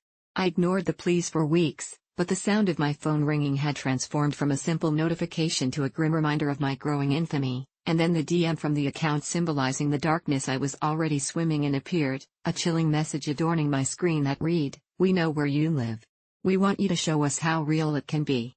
And it hit me then that my life was no longer mine, but an alluring stage for those hungry wolves craving content spun from suffering, my initial thrill turning to gut-wrenching dread as I scrolled through more videos on forums taunting my name, websites where fans crafted narratives surrounding my supposed creativity. Soon, they spun their own theories about my character, speculating that I might even be involved in underground rings, and I felt like glass, fragile, teetering on a precipice. All it would take was one crooked push, and I would shatter completely. I disconnected my social media, blocked countless accounts threatening to expose me while I paced beneath the dim hum of my overhead light, a hermit wrapped in fear, but the darkness began creeping into my dreams, leaving me breathless as I witnessed my own demise play out in a surreal tableau where I was both the actor and the victim, their whispers slithering in my ear, drowning me in dread, and I jolted awake, drenched in sweat, realizing that running wouldn't save me, and this was far from over. One day, a knock on my door shattered the silence, and my heart raced as the gravity of that single sound echoed in my chest. There stood a figure draped in shadow, words strung across their lips that froze me in place. "We're here to give you a job upgrade," they said, their voice a raspy whisper that left a chill snaking down my spine. Desperation clawed at my heart, but morbid curiosity anchored my feet. I'd been waiting for someone to offer me the chance to take my performance to the next level, but deep down, I knew their invitation was woven with darkness. They wanted to turn me from a mere performer into a puppet snipped at every string until only the horror remained. I took a step back, trembling as visions of my so-called fans danced through my mind like fireflies, illuminating the horror encasing me, and I closed the door, heart thundering, praying it would be over, but the weight of their words, that promise of invincibility, bred a hunger I couldn't extinguish. Days turned into dusk, and soon I found myself staring at the screen, mind racing, justifying all the decisions that spiraled out from one stupid dare. How easy it had been to flirt with the dark side, but now it was stifling me, consuming every piece of happiness, no matter how hard I yearned to sever the ties as their demands morphed into my reality. I began crafting a new narrative, featuring masked figures surrounding me, the line between staged horror and reality increasingly blurred. My heartbeat syncopated with the pulse of the desperate throng scattered across chatrooms that thrived on the morbid, echoing their twisted adulation for pain, and soon enough, I became their addiction, every slip of my mask followed by wild cheers, the world outside dulling into an unrecognizable heap, drowning beneath their awaiting silence. Then, one fateful night, I set up my camera for what I foolishly glamorized as my final act, hoping against hope to check the pulse of the virtual audience that had become my lifeblood. The air captively crackled with an electric tension, and as the sun dipped and shadows invaded my space, I caught the glimpse of something I couldn't ignore, the flicker of movement behind the blinds. My heart dropped, drowning in an icy river of terror, but I continued to capture footage, portraying acting skills honed to grotesque perfection until a static sound halted my breath, a blip through my speakers, followed by a voice dripping with mockery, "Show us your true self." And before I could comprehend how it was possible, my heart lurched as dark figures poured into my home like ink, silencing me before I could scream. They were everywhere, their faces painted with maddened fervor, waiting to teeter that final moment of entertainment, the line between life and loss dissolving under the blaring lights, their cheers overshadowing the truth simmering beneath me. For the first time, I realized that I truly was the protagonist of a horrific snuff film, and this was the script they had been waiting for. The final set piece where I became their greatest performance, a star adrift in chaos, knowing there would be no curtain call, no applause, just the haunting echoes of the desires I'd accidentally unleashed. How I discovered my partner was keeping secrets. How I discovered my partner was keeping secrets. It was a small thing that first made me wonder, something so insignificant that I almost ignored it. I was cleaning up after dinner when I noticed a strange smell in the kitchen, a faint metallic scent that didn't belong. I searched everywhere, thinking maybe a pipe was leaking or something had spoiled, but I couldn't find the source. My partner, Alex, shrugged it off, saying I was probably just imagining it. But I knew my own home, and I knew that smell hadn't been there before. Over the next few weeks, more little things started to pile up. Alex would come home later than usual without an explanation, brushing me off when I asked where they'd been. I'd wake up in the middle of the night to find them staring at the ceiling, lost in thought, their face tight with something that looked a lot like fear. And then there was the drawer, the one in our bedroom that I'd never been able to open. Alex had told me it was broken, that the key had been lost years ago, and I'd believed them because why wouldn't I? But now, every time I looked at that drawer, I felt this gnawing curiosity, this urge to find out what was inside. One night, while Alex was in the shower, I couldn't resist any longer. I grabbed a hairpin and went to work on the lock, my hands shaking, my heart racing. After what felt like an eternity, there was a click, and the drawer slid open. Inside was a small wooden box, plain and unassuming. But when I opened it, I felt a chill run down my spine. The box was filled with photographs, all of the same person, a woman I didn't recognize. In every picture, she was smiling, but there was something strange about her eyes, something hollow and haunting. There was also a piece of paper, yellowed and brittle, with what looked like an old address scrawled across it. I shoved the box back into the drawer and locked it, my mind racing. Who was this woman? Why did Alex have these pictures, and why hadn't they told me about her? That night, I confronted them, but they just stared at me, expressionless, and said, "You shouldn't have looked." There was a coldness in their voice that I'd never heard before, and I felt a knot of fear tighten in my chest. They refused to explain, refused to tell me anything more, and I was left with more questions than answers. Over the next few days, Alex became distant, almost like they were a stranger in our own home. They'd disappear for hours, sometimes days, without telling me where they were going, and when I tried to ask, they'd give me this blank, soulless stare that made my blood run cold. I started to dig, desperate to find answers. I searched through every document, every old photograph, anything that might give me a clue, but it was like Alex had erased their past, like they'd never existed before we met. Then, one night, I decided to go to the address on the paper in the drawer. It was a long drive, out to a part of town I'd never been to before, a rundown house at the end of a dark, narrow street. The windows were boarded up, the yard overgrown with weeds, but something drew me inside. The house was empty, silent except for the creak of the floorboards beneath my feet. I wandered through the rooms, my flashlight casting eerie shadows, and that's when I found it, a picture of Alex, taken years ago, with that same woman from the photos. They looked happy, close, almost like a couple. I felt sick to my stomach, my mind spinning with possibilities. Had Alex been hiding an entire life from me? And if so, why? As I turned to leave, I heard footsteps behind me, slow and deliberate. I froze, fear clawing at my throat, but when I turned, no one was there. I ran out of that house as fast as I could, not stopping until I was safe in my car. But when I looked in the rearview mirror, I saw a figure standing in the window, watching me with a look of pure hatred. I barely slept that night, haunted by the image of that woman, by the thought of Alex and the secrets they'd kept from me. The next day, I confronted them again, demanded to know the truth. They just laughed, a cold, empty sound that sent shivers down my spine. "She's not gone, you know," they said, their voice barely a whisper. "She's still watching, still waiting." I didn't understand, but I could see the fear in their eyes, the guilt that they couldn't hide. Over the next few weeks, things only got worse. I'd wake up in the middle of the night to find Alex talking in their sleep, mumbling things I couldn't understand, things that sounded like names, places, memories they'd buried long ago. I started hearing strange noises in the house, whispers in the dark, footsteps that didn't belong to either of us. One night, I woke up to find Alex standing at the foot of the bed, staring down at me with a look of pure hatred, their eyes dark and unrecognizable. I tried to speak, but my voice was gone, trapped in my throat. They leaned down, whispered in my ear, "She's never leaving," and then they walked out of the room, leaving me trembling in the darkness. I don't know what happened to Alex, don't know if they're still the person I fell in love with, or if something darker has taken their place. All I know is that our home doesn't feel like ours anymore, that every time I look at them, I see that woman's face, her hollow eyes staring back at me. And every night, I hear her voice, whispering my name, calling me back to that house, to the secrets I was never meant to uncover. I never thought I would find myself in a situation that would test my very core, but life, as it often does, had a way of turning the mundane into the extraordinary. It all started about a year ago when I moved into a seemingly perfect little house out in the countryside. It was a charming old place, with creaky floorboards and a garden that had long been neglected. The first few weeks were nothing short of blissful. Tranquility enveloped me like a warm blanket, and I thought I had found my sanctuary.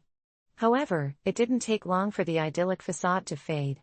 It began with minor disturbances, shadows flickering just out of sight, whispers that tickled my ears while I was trying to sleep. But I brushed them off as a manifestation of my imagination or the result of living alone for the first time. One stormy night, I heard a loud crash from downstairs. My heart raced as I crept down the hallway, each step echoing in the eerie silence. When I reached the living room, I found my old cassette player, an antique that I had yet to set up, laying on the floor. The lid popped open and an old tape had ejected itself. Curious, I picked it up and noticed it had someone's name written on it, Lily.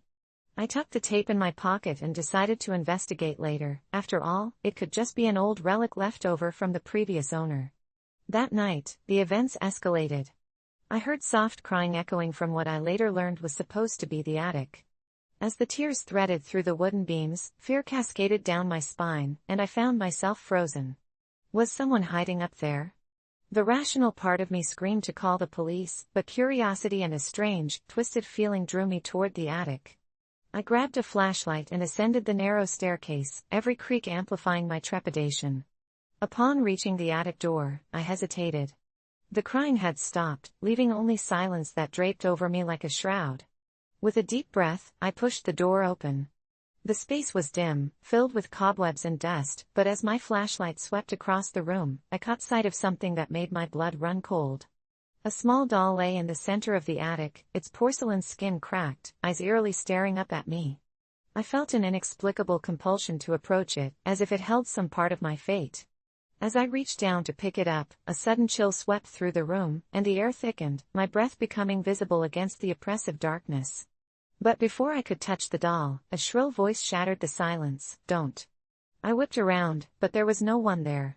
My heart pounded in my chest as I stumbled backward, nearly tripping over an old trunk. I fumbled in my pocket for my phone, thinking that maybe I could record this peculiarity. As I dialed for help, I saw the light from my flashlight flicker, the beam dancing erratically across the room until it finally went out. Panic surged through me. Alone in a dark attic with an unseen entity. My mind raced with the worst possible scenarios. I switched on my phone's flashlight. It wasn't as powerful, but it cast a thin beam of light that slowly revealed the contours of the ghostly room. That's when I saw it. The doll was gone. In a fit of adrenaline, I darted back down the stairs and bolted the door behind me. I had to leave. My rational mind urged me to just flee, but the nagging wonder gripped at me. What was Lily and why was I feeling so tethered to her? I decided to brave it out and find the cassette tape I had pocketed that evening. I set up the old player, fingers trembling, my heart drumming a frantic rhythm against my ribs. The tape hissed to life, the grainy sound evoking the distant echoes of a long-forgotten time. A voice crackled through the speakers, soft and haunting like a lullaby. "Help me," it whispered. "I can't leave until I find my doll." My stomach flip-flopped. Slowly, the story began to unravel, a tragic tale of a girl named Lily who disappeared mysteriously decades ago, the doll being her beloved companion. The voice meandered through memories of laughter, childhood dreams, and then dulled to darkness, revealing ominous occurrences that had cursed the doll ever since Lily vanished. The unease began to morph into a resolve. I had to find the doll. I could feel Lily reaching out to me, beckoning me to help her. The next day, I researched the history of the house, the land it sat upon, and the disappearance of Lily. The locals were hesitant to talk, giving half-hearted answers, wary of bringing up ancient rumors. But one elderly lady finally opened up, recounting tales of spirits trapped in time, lingering until someone unlocked the door to their final resting place. "You have to break the curse," she warned. "You must discover her truth." Armed with this desperation, I returned to the attic with fresh resolve, carrying the now ominous feeling of the old doll lingering on my mind. I climbed the staircase, breathing in the dusty air, the ominous feeling tingling at my senses. "Lily, I'm here to help you," I whispered, hoping against hope that my voice could somehow bridge the gap between our worlds. But it was the same chilling quiet that met me. I searched high and low, and just as doubt began to cloud my determination, I noticed a glimmer beneath the floorboards. Kneeling down, I pried open a loose plank, revealing a small compartment. Inside lay a delicate, tarnished locket. I grasped it with trembling fingers, the unlocking of the past weighing heavily upon me.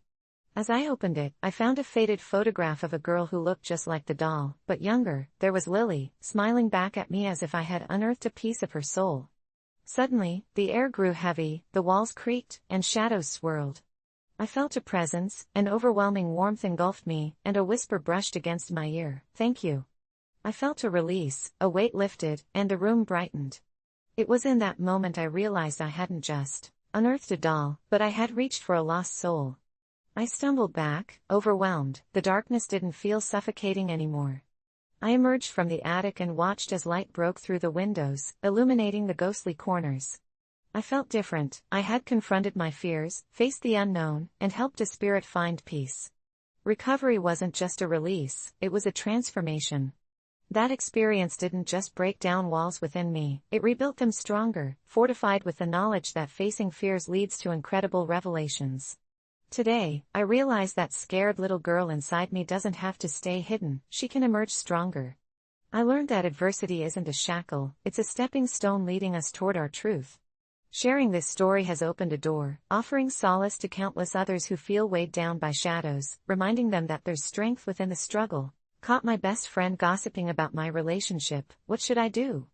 I never thought I would find myself in a situation like this, but here I am, sitting in the dark with my heart racing, trying to process what I just overheard. My best friend, Alex, and I have been inseparable since high school. We shared everything, secrets, dreams, and even the occasional embarrassing moment. When I started dating Chris a few months ago, I couldn't wait to introduce him to Alex, convinced he would love Chris as much as I did. I was so blissfully in love that I never considered the possibility of jealousy lurking beneath the surface. One Saturday afternoon, I decided to drop by Alex's apartment, hoping to surprise him with takeout from our favorite spot. I let myself in, knowing he was usually home on weekends. The apartment was quiet, which was odd, but I assumed he was just lounging around. As I made my way to the kitchen, I heard voices coming from the living room. I paused, thinking maybe he had friends over, but as I crept closer, I realized the conversation was about me. My stomach sank.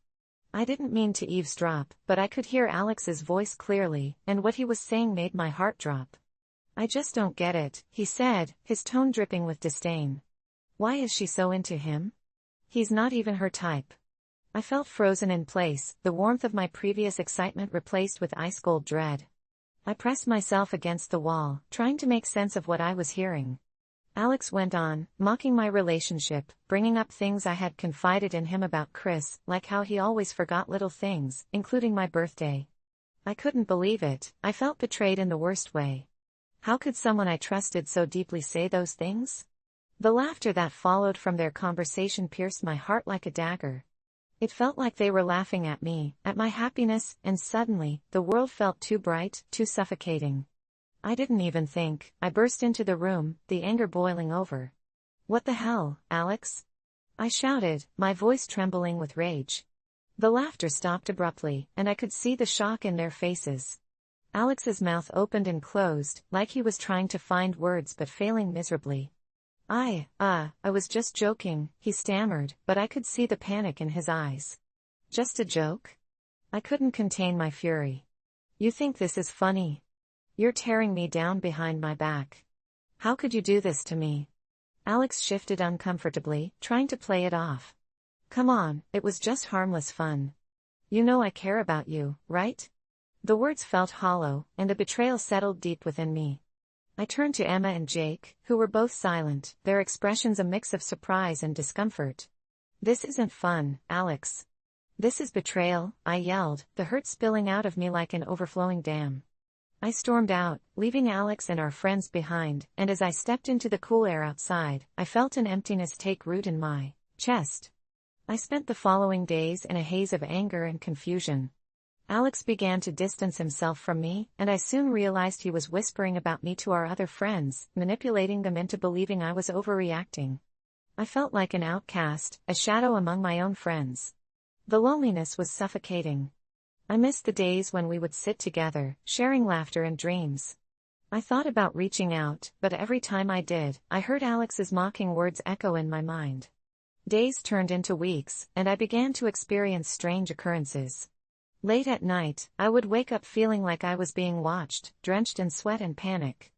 I dismissed it as stress, but the unease only grew.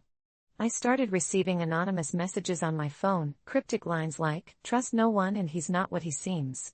I brushed them off, thinking it was just someone trying to mess with me, but deep down, something felt off. I began to investigate. I dug through Alex's social media, looking for clues, and found a private group chat with Emma and Jake filled with messages about me, discussing how to keep me out of social plans. My stomach twisted as I read their plans to exclude me. I was devastated. It felt like they were all in on it, laughing behind my back while I thought we were friends. I couldn't shake the feeling that Alex was the mastermind behind it all. I confronted him again, but this time, it felt different. He was cold, distant, as if the warmth of our friendship had been replaced by something sinister. "You have no idea what I've done for you," he said, a strange glint in his eyes. "I've protected you." "From what?" I demanded, feeling the anger bubble up again. "What are you talking about?" But he just smiled, a twisted, unsettling smile that sent chills down my spine. In that moment, the realization hit me hard. Alex wasn't just a friend, he was controlling, possibly even dangerous. I knew I had to cut ties before it was too late. I distanced myself from him and the others, focusing on my own life. It felt liberating at first, but the shadows of doubt and fear still lurked. I could still feel Alex's eyes on me, lurking at the edges of my life. The last text I received from him was haunting, "You can't escape me." It left me with a lingering sense of dread. I've learned that trust is fragile and that sometimes, the ones closest to you can become your worst nightmare. Even now, as I reflect on everything that happened, I realize I'll never let my guard down again. If you're reading this, take heed. Be careful who you trust. Sometimes the people you think have your back are waiting for the perfect moment to betray you. And if you ever find yourself caught in a web of lies, remember that it's better to be alone than to be surrounded by false friends. Trust your instincts and always keep your eyes open because you never know what darkness lurks in the hearts of those you thought you knew.